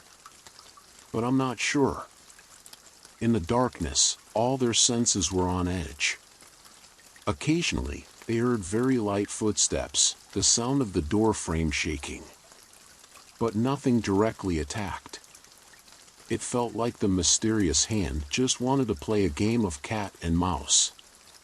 It wasn't until midnight that Mark and Emily heard a call. "Mark." "Emily," outside the door. Jack's voice. They were so happy they wanted to cry, and they rushed to open the door. John and Jack looked exhausted, their clothes soaked with sweat, their faces haggard. They said they had just encountered a group of poachers, chasing them for a long distance in the forest. But suddenly, the poachers screamed, threw away their guns, and ran away. John and Jack didn't have time to understand what was happening, only to see in the middle of the night, a white shadow flashed by, scaring the others. Jack fell and couldn't see who or what it was. After hearing that, the four of them looked at each other. Obviously, the mysterious hand or some strange force was interfering more strongly. It seemed to dislike trespassers, including poachers and rangers. But it did not harm them immediately, only threatened and warned them. At the end of that night, no one slept a wink. Everyone sat close together, waiting for the morning, although no one said a word, but fear, confusion and helplessness invaded their minds. How long would this nightmare last tomorrow, or the days after? The next morning, the good news was that the support force would arrive in the evening. At least, they had more people. John also received a call from an old friend, Ryan, an anthropologist and explorer. Ryan had heard rumors about the Southwood Forest and the strange phenomenon, so he offered to come and help with the research. John agreed immediately. In the afternoon, the off-road vehicle carrying 3 additional rangers and Ryan arrived. Ryan was a man in his 40s, with a tan face and sharp eyes. As soon as he saw John, he patted his friend on the shoulder and laughed loudly. "This place is great. I heard there are many mysteries." John smiled wryly. "You will have the chance to experience it. But I hope you don't get shocked." Ryan was quickly led into the room, watched the video that Mark had taken in the cave, the photo of the camera trap capturing a blurry figure, and heard a summary of the mysterious hand. He pondered, then said, "This is not the first time I have heard stories like this. In some other tropical forests, people also recorded the phenomenon of ghost hands or spirit hands. Sometimes it is an ancient protection ritual, related to the forest god or the ancestral spirit of the tribe." Mark, Emily, Jack listened attentively. Ryan suggested, "I want to go back to that cave. Maybe there are clues there." John hesitated. Admittedly, he was a bit scared after what had happened. But in the end, he agreed, because Ryan had experience researching tribal culture. This time, they decided to go with a larger group: Mark, Emily, Ryan, and an additional ranger named Steve. Jack and John stayed at the station, coordinating with the other rangers to set up defenses, for fear that the poachers would return. On the way to the cave, Ryan excitedly asked Mark all kinds of questions about the location, the terrain, the smallest details that Mark remembered. Emily was nervous, but Ryan's enthusiasm sometimes cheered her up. When they reached the cave entrance, the group turned on their flashlights and entered. It was still dark, damp, and the cliffs slippery. Ryan examined the ancient hand symbols, took photos, and made careful notes. "The style of carving is quite similar to Neolithic art, or an ancient tribe," he said. "But there are also ritual carvings mixed in. Like calling spirits, or inviting guardian spirits." Ryan instructed Mark and Emily to arrange the lighting equipment to get a clearer picture. Meanwhile, Steve, who had never seen the mysterious hand, seemed more curious than afraid. He walked around the cave, occasionally whistling. "Don't whistle in the cave, Steve," Ryan suddenly said, his voice serious. "In many cultures, whistling in a sacred place is considered offensive." Steve laughed. "Oh, I don't know. Sorry." The group entered the narrow alley where the stone altar was. Ryan saw the statue of a person with a hand symbol and exclaimed, "That's right. This is the statue of the forest keeper, or the spirit guardian. This worship object is probably hundreds of years old." Mark asked, "Then why did the forest keeper appear with an invisible hand to threaten us?" Ryan rubbed his chin, not sure. Maybe it was a way to scare the intruder. or there was some unfinished ritual, so the wandering soul could not be released. At that moment, a cold wind swept past everyone's feet. The flashlights flickered. Ryan whispered, "Everyone stay calm." Immediately after, Mark clearly heard a very soft whisper, as if coming from the cliff. His heart skipped a beat. Emily also saw it. She held Mark's hand tightly. Steve still tried to act brave, taking a few more steps. Suddenly, he stopped, then screamed in pain, "AAA." Mark rushed forward, shining the flashlight. Steve's leg was tightly wrapped by nothing. He looked closely. It was as if an invisible force was holding Steve's leg. Steve struggled, but to no avail, falling to the ground. Ryan was stunned, shouting, "Calm down. Don't panic." He knelt down, pulling Steve. Emily also came to help, but to no avail. Steve's leg seemed to be tightly held by a hand. Mark urgently asked, "What should we do?" In desperation, Ryan pulled out a small wooden charm from his neck, muttering something in a strange language. He placed the charm on Steve's leg, where it seemed to be tightly held. Immediately, Steve felt the grip loosen, pulling away from his leg. Steve struggled to sit up, his face pale. The group was terrified. Ryan gasped, explaining, "I once learned an ancient ritual from a tribe, used to appease the forest keeper. Maybe it will temporarily drive him away." This time, without anyone telling them, everyone understood that it was time to retreat. They hurried out of the cave, their hearts heavy with confusion. Mark had never felt so small and helpless. An invisible hand could bind a person's legs? It was beyond all normal scientific explanation.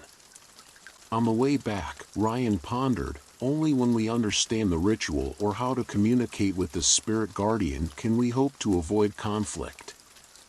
Otherwise, the mysterious hand will become even more dangerous. Back at the ranger station, everyone gathered around. Steve was still frightened, his leg was bruised, but fortunately there were no broken bones. Ryan recounted in detail what had happened in the cave. John and Jack listened, their faces pale. Ryan made an urgent suggestion. "The only way to stop this phenomenon, from my experience, is to conduct a ritual to return the totem, statue, altar, to its rightful place, accompanied by a prayer for permission, witnessed by the forest. This ritual is to appease the spirit of the forest keeper." John asked, "So what do we need to do?" Ryan listed, "We have to bring the statue and altar back to the place where their ancestors wanted. Usually a high place, near a water source, or where they performed a sacrifice. We also need some symbolic offerings, like rice, salt, or wild fruits." In the urgent situation, everyone agreed to cooperate. They prepared torches, offerings, and brought the statue along. Ryan instructed everyone to arrange the offerings in a circle, sprinkle salt and rice around it, and then recite the prayer, our ancient language, Heart Whisper. In the evening, the group went to the edge of the forest near a large old tree, next to a dry stream which Ryan judged to be a sacred spot. Torches flickered, illuminating anxious faces. Ryan began to recite the prayer, his voice solemn, each syllable resonating into the heart of the forest. Mark, Emily, Jack, John, and Steve stood around, holding hands, eyes closed, praying that everything would end. The night wind rose, the leaves of the forest rustled, the moon was partly obscured by clouds, the dim light made the scene even more eerie. Suddenly, there was a whistling sound. An invisible force rushed into the circle, knocking the items away. Mark fell backwards, Emily held him tightly to keep from falling. Ryan continued reciting resolutely, his voice higher, more determined. Then, like magic, the wind died down, the atmosphere calmed down. The wooden statue in the middle of the circle shook slightly, as if there was a flicker of light around it, or perhaps it was an illusion caused by the fire. Finally, Ryan stopped reading. Everyone waited in tense silence. 1 minute, 2 minutes, nothing more. Still just a light breeze, the chirping of insects. Ryan knelt down wearily, his forehead covered in sweat. It's done. I hope the ritual is complete. They carefully placed the statue and the offering under the old tree, where the stream once flowed. Ryan urged, "Let's go. We shouldn't stay here too long." On the way back to the station, everyone was silent. The fear was still there, but it seemed like a burden had been lifted. That night, for the first time in many nightmares, everyone slept deeply. There was no more knocking on the door, no more touching on the shoulder or pulling on the shirt. The next morning, John woke everyone up early, had breakfast, and checked the surrounding forest. The result was surprising. No more strange signs. No strange footsteps, no mysterious handprints. At noon, they went to the stream to look for the statue. It was still there. The surroundings were quiet as if nothing had happened. In the following days, the forest rangers' work went more smoothly. Many poaching traps were discovered and destroyed, and the loggers were also wary and did not dare to come near. It seemed that there was a positive energy covering the forest. The mysterious hand did not appear again, or at least, it did not bother them anymore. Before leaving, Ryan said, "I just hope that you will always respect this forest, keep it clean, and do not trespass indiscriminately. Because the forest keeper can sleep peacefully, but if anyone trespasses, perhaps the mysterious hand will reach out again." Mark, Emily, Jack, and John saw Ryan off together. Watching the car disappear down the trail, an indescribable feeling welled up in their hearts. They had just gone through a storm, full of fear but also full of experience. Mark stood on the porch of the station, breathing in the fresh air, and suddenly smiled. "I love this place, and I will always respect what belongs to it," he whispered, "for it is the home of the most wonderful and mysterious things in the world." The story of the mysterious hand in the Southwood Forest makes anyone who hears it shiver. You may believe it or not, but young rangers like Mark, Emily, Jack, and even team leader John have all experienced the feeling very real: cold touches in the middle of the night, white shadows appearing and disappearing, ancient rituals that are both scary and magical. For them, it is not just an anecdote, but also a testament to the invisible power that the sacred forest can hold. Perhaps the most important thing that remains from these experiences is respect and understanding. The forest is not only a habitat for wild animals or precious natural resources, it also contains layers of history, culture, and spirituality that people need to cherish. Because when we exceed the limit, the hand will reach out again, invisible but enough to remind that nature always has a way to protect itself. So, if you have the opportunity to set foot in the deep forest, do not forget to be respectful of the mystery of creation. Walk softly, listen to the heartbeat of the forest, and never forget that we are just guests in the great house of Mother Nature. Because who knows, in some hidden corner, there is still a mysterious hand watching your footsteps. Time passed quite peacefully after the ancient ritual that Ryan presided over. Everyone gradually breathed a sigh of relief, focusing back on the main task: patrolling, protecting the forest from poachers. For many days, there were no more strange footsteps, no more cold feeling on the shoulders, no more sleepless nights because of invisible knocks on the door. Mark, Emily, Jack, and John were all more relaxed. the additional rangers had returned to the main base. Only Ryan stayed a few more days to complete his research work. When he said goodbye to them and returned to the city, Southwood seemed to have returned to its normal rhythm. However, one night when it was pouring rain, Mark and Emily returned from their patrol and discovered a strange man sitting shivering on the porch of the ranger station. He was wearing ragged, soaked clothes, his skin pale from the cold. Seeing the flashlight, he looked up, his eyes filled with horror. Mark and Emily took him inside and warmed themselves by the fire. The man introduced himself as Luke, a forest dweller who had been lost for several days. When they asked him what was going on, Luke was suddenly terrified, grabbed Mark's arm, and said hoarsely, "In the forest, something pulled me. I saw a hand, pale, oh my God." Mark's heart stopped. Emily also looked over in surprise.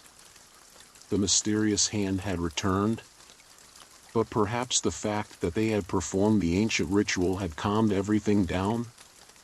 Luke recounted that he was just an illegal logger. Although Luke did not say it directly, Mark and Emily could guess from a few details. That time, Luke and two friends sneaked into the forest to find precious wood. The first night, they did not encounter anything strange, but on the second night, the group heard a strange wind, and suddenly one person was pulled down the slope by something. Then, the other person panicked and ran away, leaving Luke alone in the forest. Speaking of this, Luke sobbed, "That hand appeared right behind me. I couldn't see clearly. I just felt it grab my collar, trying to drag me somewhere. I resisted fiercely, screamed, and then for some reason it let me go. I held my head and ran like crazy all night, and finally luckily found a trail leading to the ranger station." Under Luke's horrified gaze, Mark wasn't sure how much of it was true, but his expression was too real. Luke even had a fever, his forehead was burning hot. Emily worriedly placed her hand on his forehead. Her heart was also pounding. Maybe this illness isn't just from a cold. He seems to be in a panic, exhausted both physically and mentally. John heard the news and rushed over to check on the situation. "We can't leave him here forever. We have to take him to the infirmary at the foot of the mountain or call an ambulance." Looking outside, it was still pouring rain, it was late at night, and the road was slippery. The rangers decided, let Luke sleep there for now, and take him out of the forest early the next morning. And so, another long, tense night began.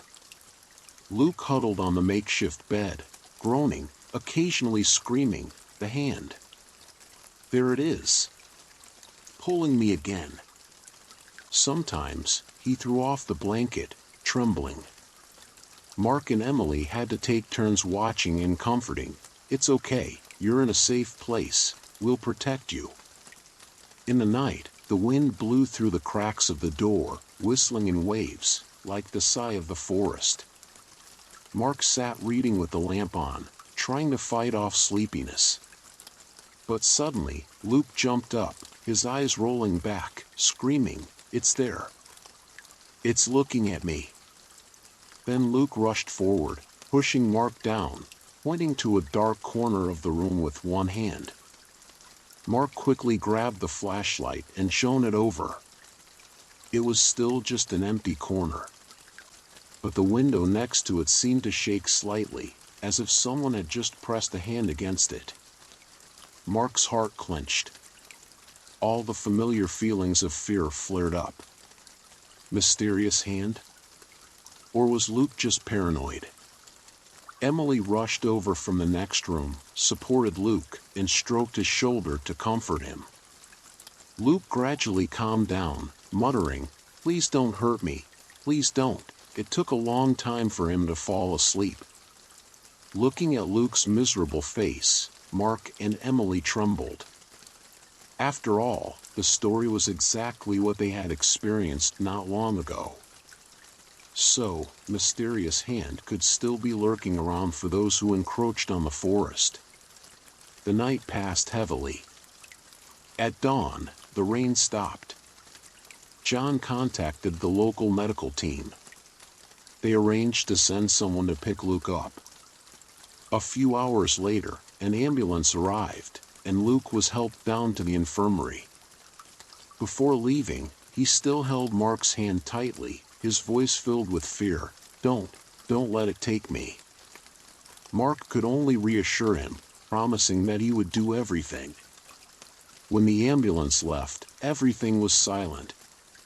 Emily stood watching, sighing. "I thought after the ritual, everything would be fine." Jack shook his head, his eyes worried. "Maybe it's not enough. Or someone is still trying to invade the forest, awakening the nightmare." John said sternly, "We have to open a deeper investigation. We can't let anyone else become a victim." Has the mysterious hand revived its rage? After Luke's incident, rumors about the mysterious hand spread even more widely in the residential area at the foot of the mountain.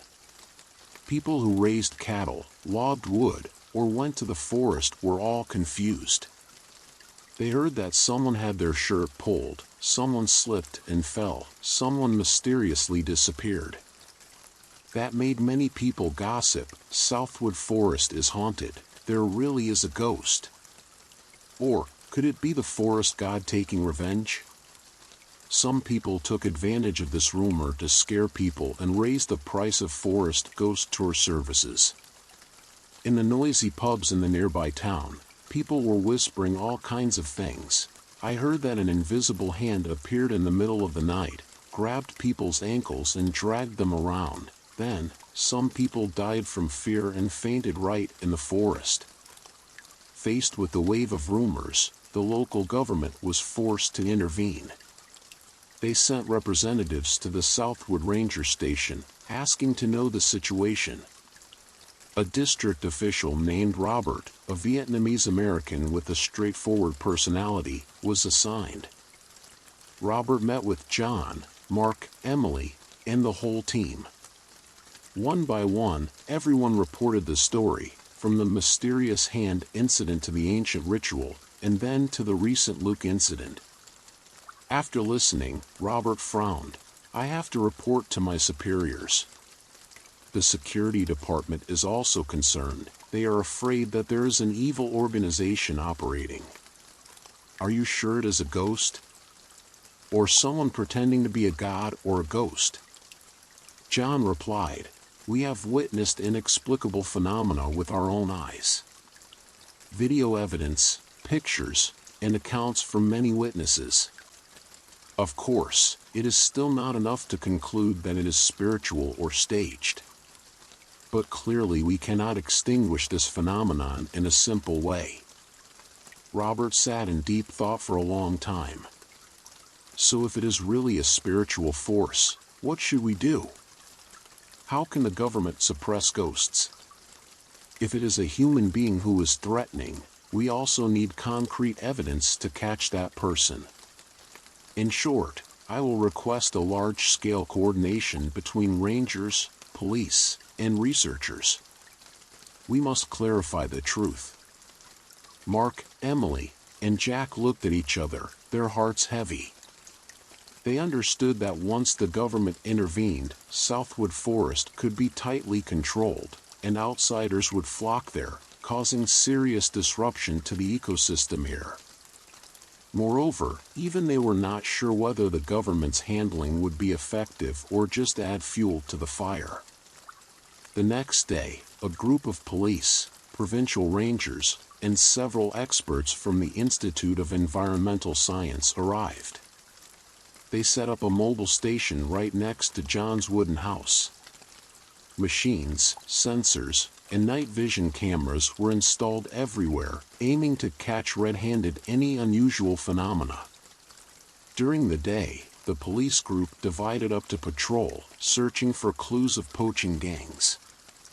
At night, they set up traps, stood guard, and installed infrared cameras to see if the ghost hand appeared. The entire ranger station suddenly became bustling, in contrast to the usual quiet and deserted atmosphere. Mark, Emily, and Jack still did their usual tasks, but felt unnaturally watched by hundreds of eyes. On the first night of the hunt, the group sat around the surveillance screen, their eyes glued to the blurry black and white images of the infrared camera. The clock read 2 a.m., and there was still nothing but the chirping of crickets and a few animals running by.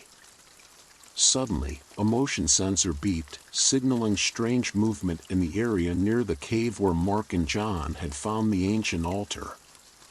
Immediately, a squad of lightly armed police and rangers set off. Mark and Emily also volunteered to follow, because they knew the terrain better. The night was pitch black. The flashlights swept around and flickered. The trail was slippery, the trees were dense, sometimes you had to bend down to get through. The forest felt suffocating because of the presence of too many people. After half an hour, they approached the cave entrance. The sensor was still vibrating, meaning something was moving. Everyone lowered their voices and ordered, "Turn off the lights, move slowly." At that moment, a groan came from the cave. Mark's heart jumped to his throat. He signaled for Emily to stay close to the tree. Ahead, the police group formed a formation, shining flashlights straight into the cave entrance. Thanks to the light, they saw a man kneeling in front of the cliff, crying miserably. "Stand still. Put your hands up," the police captain shouted. The man turned around, his eyes bloodshot, his face panicked. Seeing the police, he jumped up and tried to run away. Of course, it was difficult to escape the encirclement. He was restrained, mumbling something continuously, his mouth twisted as if laughing or crying. When they brought him back to the station, everyone found out that his name was Sam, a suspect involved in a group of precious wood hunters. He confessed that he had come to the cave to beg the gods to forgive him, because the invisible hand haunted him so much that he couldn't eat or sleep during his previous wood robberies. "I heard that there was an ancient altar in the cave, so I came to offer sacrifices hoping to be forgiven," Sam cried out in despair. "Please believe me, that hand is real. It strangled me yesterday, I almost died." After hearing that, the atmosphere became quiet. Some policemen were still skeptical, thinking that Sam was making up stories to avoid charges. Others didn't know how to explain. John poured Sam a glass of water and asked, "Did you see anyone pulling the strings? Or was it just a feeling?" Sam shook his head, still trembling. No one. I just felt my neck being squeezed. I couldn't breathe. I thought I was going to die." Then there seemed to be whispering near my ear, as if saying, "Get out of here." His voice trailed off. "I was so scared that I went to that altar to make offerings, to pray." Robert, the district official, looked at John, Mark, Emily. They also looked at each other, shaking their heads in disbelief. This incident repeated itself with the forest invaders, causing everyone to gradually lean towards the hypothesis that a supernatural force really existed. But how to capture and dialogue with that force? Of course, in this situation, the police could not immediately retreat. They continued to send people to guard the cave, waiting for the opportunity to meet the ghostly hand, if it really existed. At the same time, they stepped up their investigation of the timber smuggling ring, to verify Sam's testimony. And deep inside each ranger, especially Mark, Emily, and Jack, a feeling of anxiety welled up. The more people poured into the forest, the higher the risk of angering the forest keeper. Would the nightmare escalate? In the following days, the atmosphere at the ranger station became tense. The police and rangers were exhausted from keeping watch at night without catching any ghosts. Meanwhile, the people at the foot of the mountain flocked to see the phenomenon, making the area around the forest more bustling than ever. Some curious people even sneaked into the forest, hoping to film a clip of the mysterious hand to attract views on social media. John, Mark, Emily, and Jack had to spread out in many directions, keeping an eye out for those who dared to enter. Every night, they coordinated with the police to protect everyone's safety. But the mysterious hand was missing during this period, as if it was silently observing. Then, internal conflict broke out when a hot-tempered police officer named Gordon argued fiercely with Jack.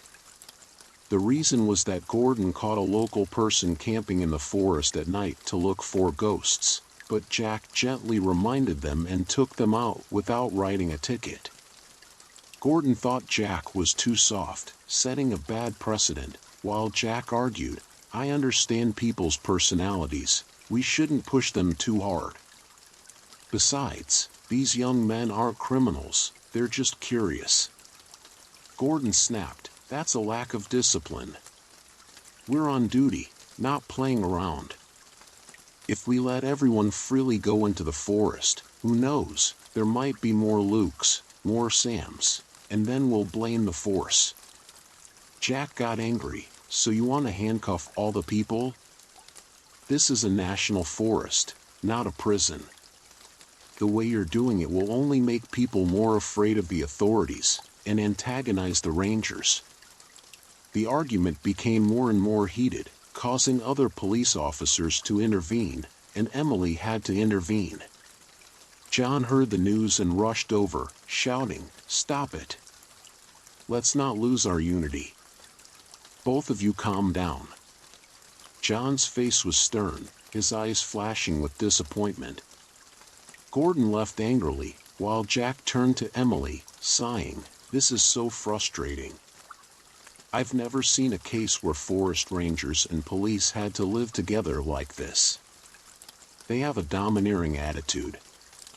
Emily nodded, her voice sad, "But we have no choice. Everything has gone beyond the control of a forest rangers team. This rift unintentionally created a gap between the local forest rangers and the outside authorities.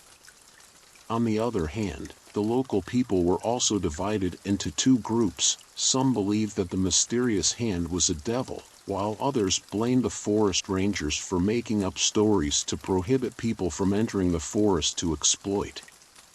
Some opportunists even spread the news. The forest rangers and the police colluded to stage a scene to profit and steal aid money. The rumors went crazy. Social media was flooded with self-recorded clips. Some people showed a dark figure reaching out in the middle of the night, then netizens exposed it as edited. All of this made the atmosphere even more chaotic. One evening, Mark was sitting on the porch, looking at the crescent moon in the sky, deep in thought. He realized that he had become too familiar with the peaceful image of Southwood Forest. In the past, there was only the sound of wind, insects, and occasionally a few calls from his teammates in the middle of the night. Now, it was noisy, chaotic, with trash, discarded bottles, and generators running wildly. The forest lost its inherent tranquility. Emily walked out, sat next to Mark, and was also silent. Then she whispered, "I feel guilty towards the forest. We intended to protect this place, but in the end, we brought about a massive invasion." Mark sighed, "I don't know what else to do. The mysterious hand just keeps pulling everyone into the vortex." Little did they know, this noise and chaos would make the mysterious hand more violent, or in other words, the forest keeper was getting agitated. Because in the darkness, right at the edge of the forest, an invisible pair of eyes were still watching, waiting to explode. As Mark and Emily had predicted, The chaos in the forest was the last straw. The next night, a series of bizarre events broke out, leaving both the rangers and the police in shock. At around 9 p.m., while a police team was patrolling near a dry stream, two of the group suddenly screamed. One of them had his leg grabbed by something and dragged him a few meters, his pants torn. The other had his flashlight knocked off his head and he fell into the water. Although they could only see vaguely, they described it as, it felt like a cold hand was grabbing his ankle. The grip was so tight it felt like his bones were breaking. After the panic, the police team shined their lights everywhere, but they could not find anyone.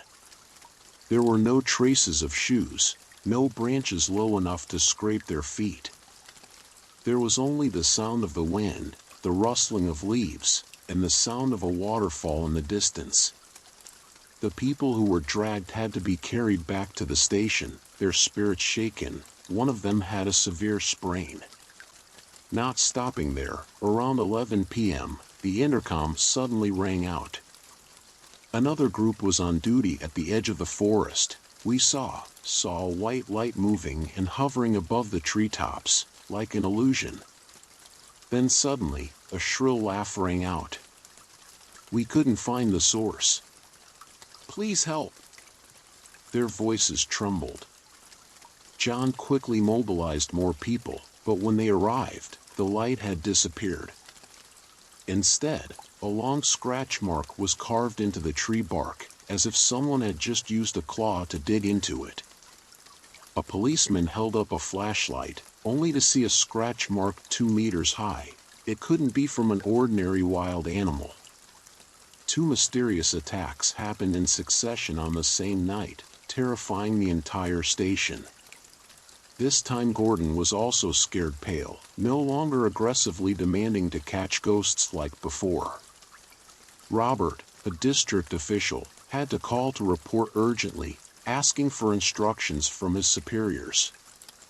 The order from above was issued to be on high alert, temporarily close the forest, and at the same time, request to stop all tourism and exploration activities, to avoid further accidents. Closing the forest means putting up no entry signs, fencing off and deploying forces to block the area. When the local people heard the news, they reacted in all sorts of ways. Some supported it for safety reasons. Others thought that the state had a monopoly on exploitation. Words flooded the villages and social networks. However, with the tense situation, the ban was an emergency solution. The problem was, Forest Keeper or Mysterious Hand did not stop. The next night, there was another attack. A young ranger named Kevin was pushed down while patrolling alone. He certainly did not stumble on a rock or a branch because the road was quite flat. It was clearly a strong hand pushing from behind. Luckily, Kevin only suffered minor injuries. After the incident, he resigned and did not dare to stay in the forest.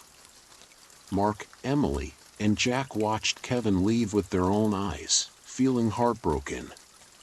The young man who had once been full of enthusiasm was now haggard, his face haggard as if he had been shocked. He only said briefly, "I wish you peace," and got into the car. Those who stayed behind felt the eerie atmosphere hanging over their heads.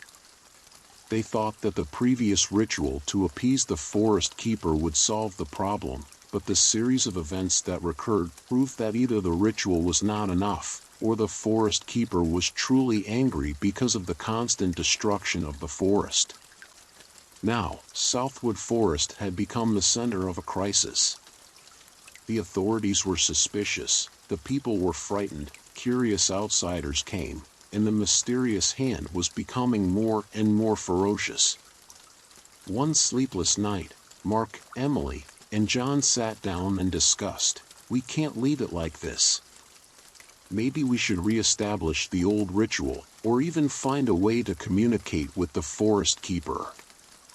Emily suggested, "Why don't we invite Ryan again? He has extensive knowledge and can help." John nodded. Yes, let me call him. Hopefully Ryan will make it before there is another accident. The call was made early in the morning. Ryan promised to return as soon as possible, bringing along a friend who was an expert on indigenous culture.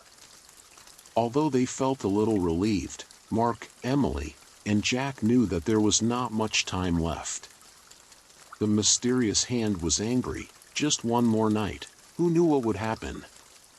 The situation continued to be tense. The number of people attacked by the invisible hand gradually increased. Although fortunately no one died, there were many injuries, scratches, broken bones, and mental trauma. Robert was confused and ordered, "No one is allowed to patrol alone. Always go in groups of 3 to 4 people. If you detect any unusual signs, report immediately." However, the mysterious hand was still not afraid of large groups. Sometimes, it only appeared briefly, grabbed someone, and then disappeared. About 3 days later, Ryan returned, bringing Kayla, an anthropologist. The girl was in her 30s, her hair tied up high, and neatly dressed in expedition clothes.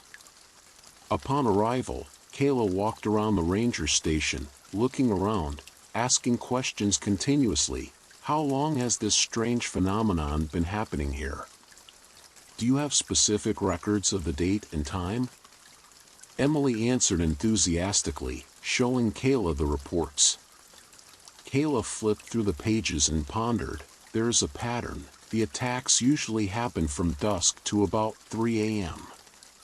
They are especially common near sacred places like caves, dry streams, or ancient trees. Ryan nodded. This pattern is true in many indigenous beliefs, the transition between day and night, the thinnest boundary. John invited Ryan and Kayla to sit in on a meeting with Robert, Mark, Emily, and Jack.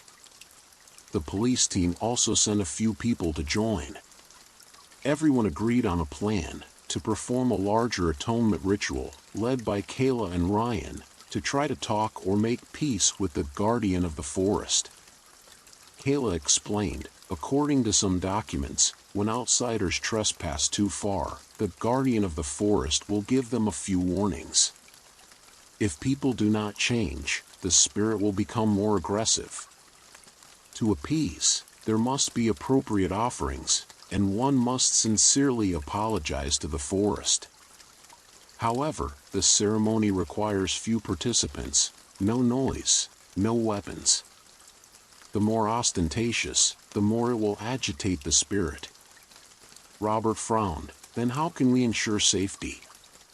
How many people have been attacked by it? Kayla reassured, we should arrange support forces far away, in case of any unforeseen circumstances. But the people who directly perform the ceremony should only be 5 to 6 people.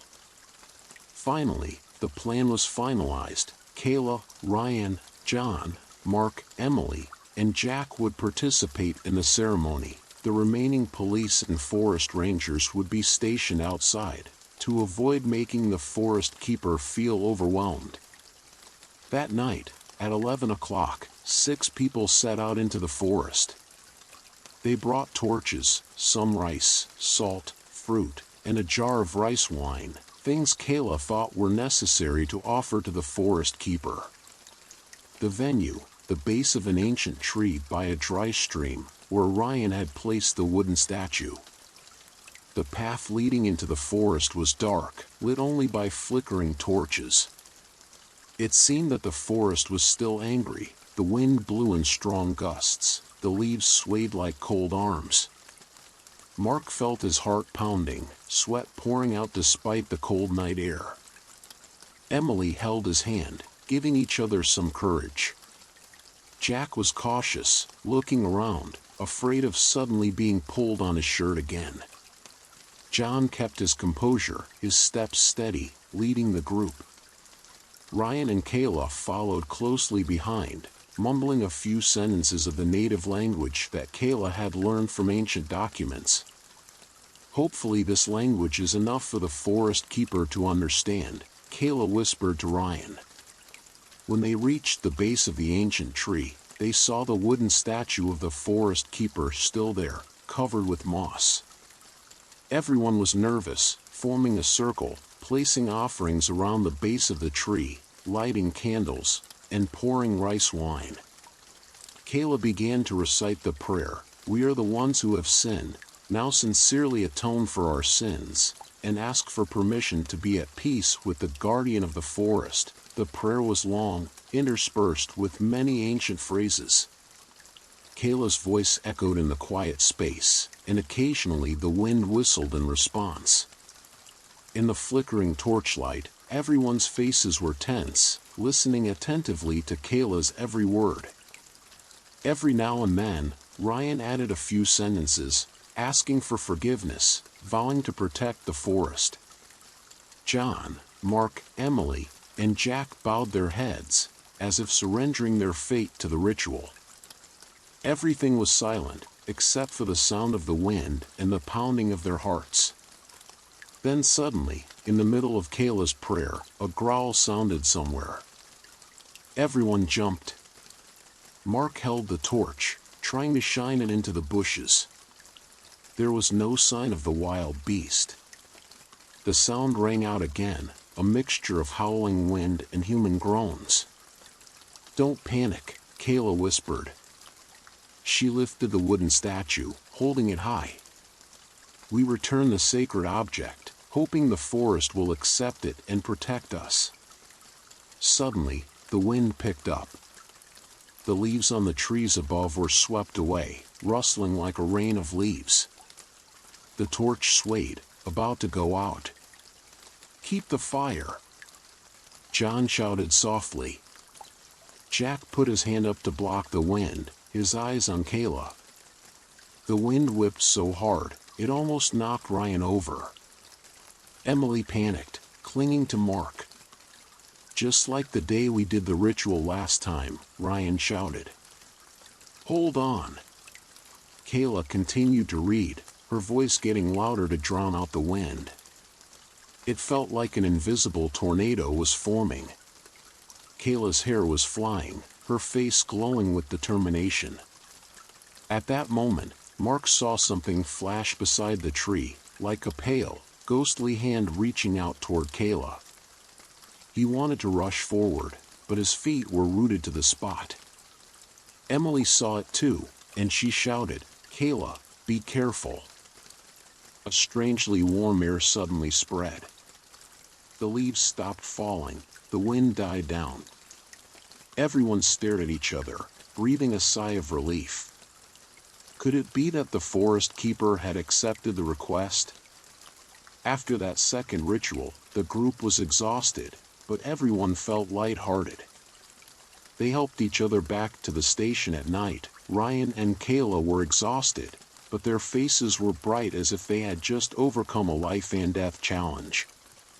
At the station, Robert and the police and forest rangers immediately asked questions, worried. Kayla briefly explained, "We have performed the atonement ritual. Hopefully the forest keeper will be quiet. But part of it depends on everyone's attitude. We should not continue to make noise and cause trouble." Robert nodded, thoughtfully. "Maybe we should withdraw some people, return the silence to the forest. In any case, I need to report to my superiors. Spiritual matters are difficult to talk about." In the next few days, Southwood Forest indeed became gentle again. There were no more attacks, no one heard shrill laughter or saw a white shadow hovering. A group of police asked to withdraw, leaving a small team to have enough force. The media gradually calmed down, because there were no new sensational events. The area around the forest dispersed some of the curious crowd. Robert organized a meeting, agreeing, "We will maintain the restriction on entering the forest for a while, combined with strict control of logging." At the same time, establish a tourist buffer zone on the edge of the forest, avoiding pushing tourists deeper into the forest. John supported this proposal, thinking that the forest needed time to recover. Mark, Emily, and Jack embarked on a campaign to clean up trash, restore the area that had been disturbed by the past few weeks. They and some volunteers collected trash, removed excess surveillance equipment, and replanted some young trees. During the cleanup, they realized that many corners of the forest had been trampled and many paths were in disarray. Seeing that scene, everyone felt sorry. Ryan and Kayla stayed a few more days to help. Kayla spent time rewriting the scientific report, meticulously taking notes of the rituals performed and planning to send it to a specialized journal on indigenous culture. Ryan helped the rangers install some cameras in a more forest-friendly way, avoiding encroachment on sacred areas. Although they could not fully explain the mysterious hand scientifically, the rangers and those involved understood that only when people truly respect the forest and stop their destructive behavior will the forest give them amnesty. Maybe the forest keeper did not want to kill indiscriminately, but only used the invisible hand to warn and protect sacred areas. The night before Ryan and Kayla left, Mark, Emily, Jack, and John gathered together, recalling a series of events. Kayla smiled and said, "I think this forest has a real soul, and humans can only survive here if they know how to live in harmony. This case is a valuable warning." Ryan raised his cup of tea. "I hope that when I come back in the future, I will see that the forest is still green, and you all do a good job of protecting it. As for the forest keeper, I hope that he will continue to sleep peacefully." Everyone laughed lightly, joy mixed with a bit of shivering when thinking about the terrible nights that had just passed. The next morning, seeing Ryan and Kayla off the station, Mark suddenly remembered his promise to the forest. "We will take care of you, we will guard you, and we hope you will protect us." The morning sun filtered through the canopy, brightening up the entire forest. The wind was gentle, no longer violent whistling. Instead, the birds chirped loudly, as if signaling a new beginning. Gradually, everything in Southwood fell into place. The police withdrew, leaving only the familiar rangers. Robert also transferred jobs. Before leaving, he told John, "I hope you keep the forest well. If anything goes wrong again, report it immediately." John replied, "I will be very careful." The clandestine deforestation activities were temporarily suspended because everyone was afraid of the mysterious hand. Dozens of poaching cases were busted, many ringleaders were arrested. Most of the locals accepted to keep their distance from the forest, following the instructions of the rangers. Here and there were still daredevils, but they were few, and most of them were warned by the forest in one way or another. As for Mark, Emily, and Jack, work returned to the normal daily rhythm, patrolling, checking camera traps, caring for injured animals. Occasionally, they talked about their terrifying memories and secretly laughed. "Remember when my shirt was pulled? I was so scared." Then he reminded himself, "Don't joke, the forest is still listening." John, the veteran team leader, seemed to be healthier after the storm. He spent a lot of time imparting his experience to the younger generation, emphasizing, "Never forget, the forest is sacred. We protect the forest also protects us." He believed that the mysterious hand was a part of the forest spirit, reminding people of the fragile boundary between humans and nature. Luke, the man who had been in the accident, returned to Mark after being discharged from the hospital, bowed his head in gratitude. He promised to quit illegal logging and switch to making a living as a gardener in town. "I'm afraid of the forest," Luke said, his eyes still haunted. "But I know the forest is not wrong, it's just that we are too greedy." Mark patted him on the shoulder, encouraging him, "Live honestly, the forest will be tolerant." The rumor of the mysterious hand gradually faded into the past, or became a terrifying anecdote told by the fireside at night. However, for those who experienced it, it was not just a rumor. The physical and mental scars remained, as evidence of a clash between humans and the invisible power of the forest. One afternoon, when the sun was setting, Mark and Emily climbed to the observation deck on the top of a tall tree to see the whole view of Southwood Forest. The wind was gentle, the sky was rosy. In the distance, the mountains were rolling, the foliage was smooth and green. The space was peaceful, like a beautiful natural painting. Emily sighed in relief, "So beautiful. Sometimes, I think if the forest really has a soul, that soul is both strict and tolerant." Mark nodded slightly, "Maybe so. We have to learn to balance and respect." Now I see the meaning of being a ranger, not simply fighting against illegal loggers, but also being a harmonizer between humans and the forest. They silently watched the sunset. Somewhere, the cry of an eagle echoed in the distance. There was no longer a chill down their spines, no more ghostly whispers. Everyone seemed to be enjoying a rare moment of peace. Conclusion: 200 to 300 words, summarizing the entire journey. So, from a small team of rangers, Mark, Emily, Jack, and John experienced many times of encountering the supernatural, directly facing the mysterious hand that no one was sure what to call it. They were once extremely scared, desperately looking for a way out, then learned to respect, apologize, and find balance with the forest. It can be said that the forest itself challenged them, taught them lessons about limits and awareness of protecting nature. No one can say for sure that the mysterious hand will disappear completely. But as long as people live in harmony and do not destroy the forest keeper will probably stop being angry.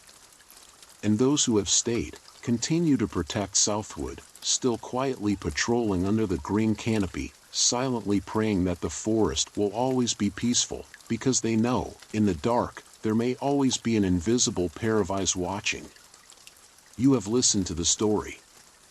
It is not only a creepy, thrilling journey, but also a warning. Nature always has a way to protect itself, whether we believe it or not. Never forget, when entering the forest, to respect every leaf, every blade of grass, because who knows, in that hidden corner, there is still a mysterious hand ready to reach out to remind you,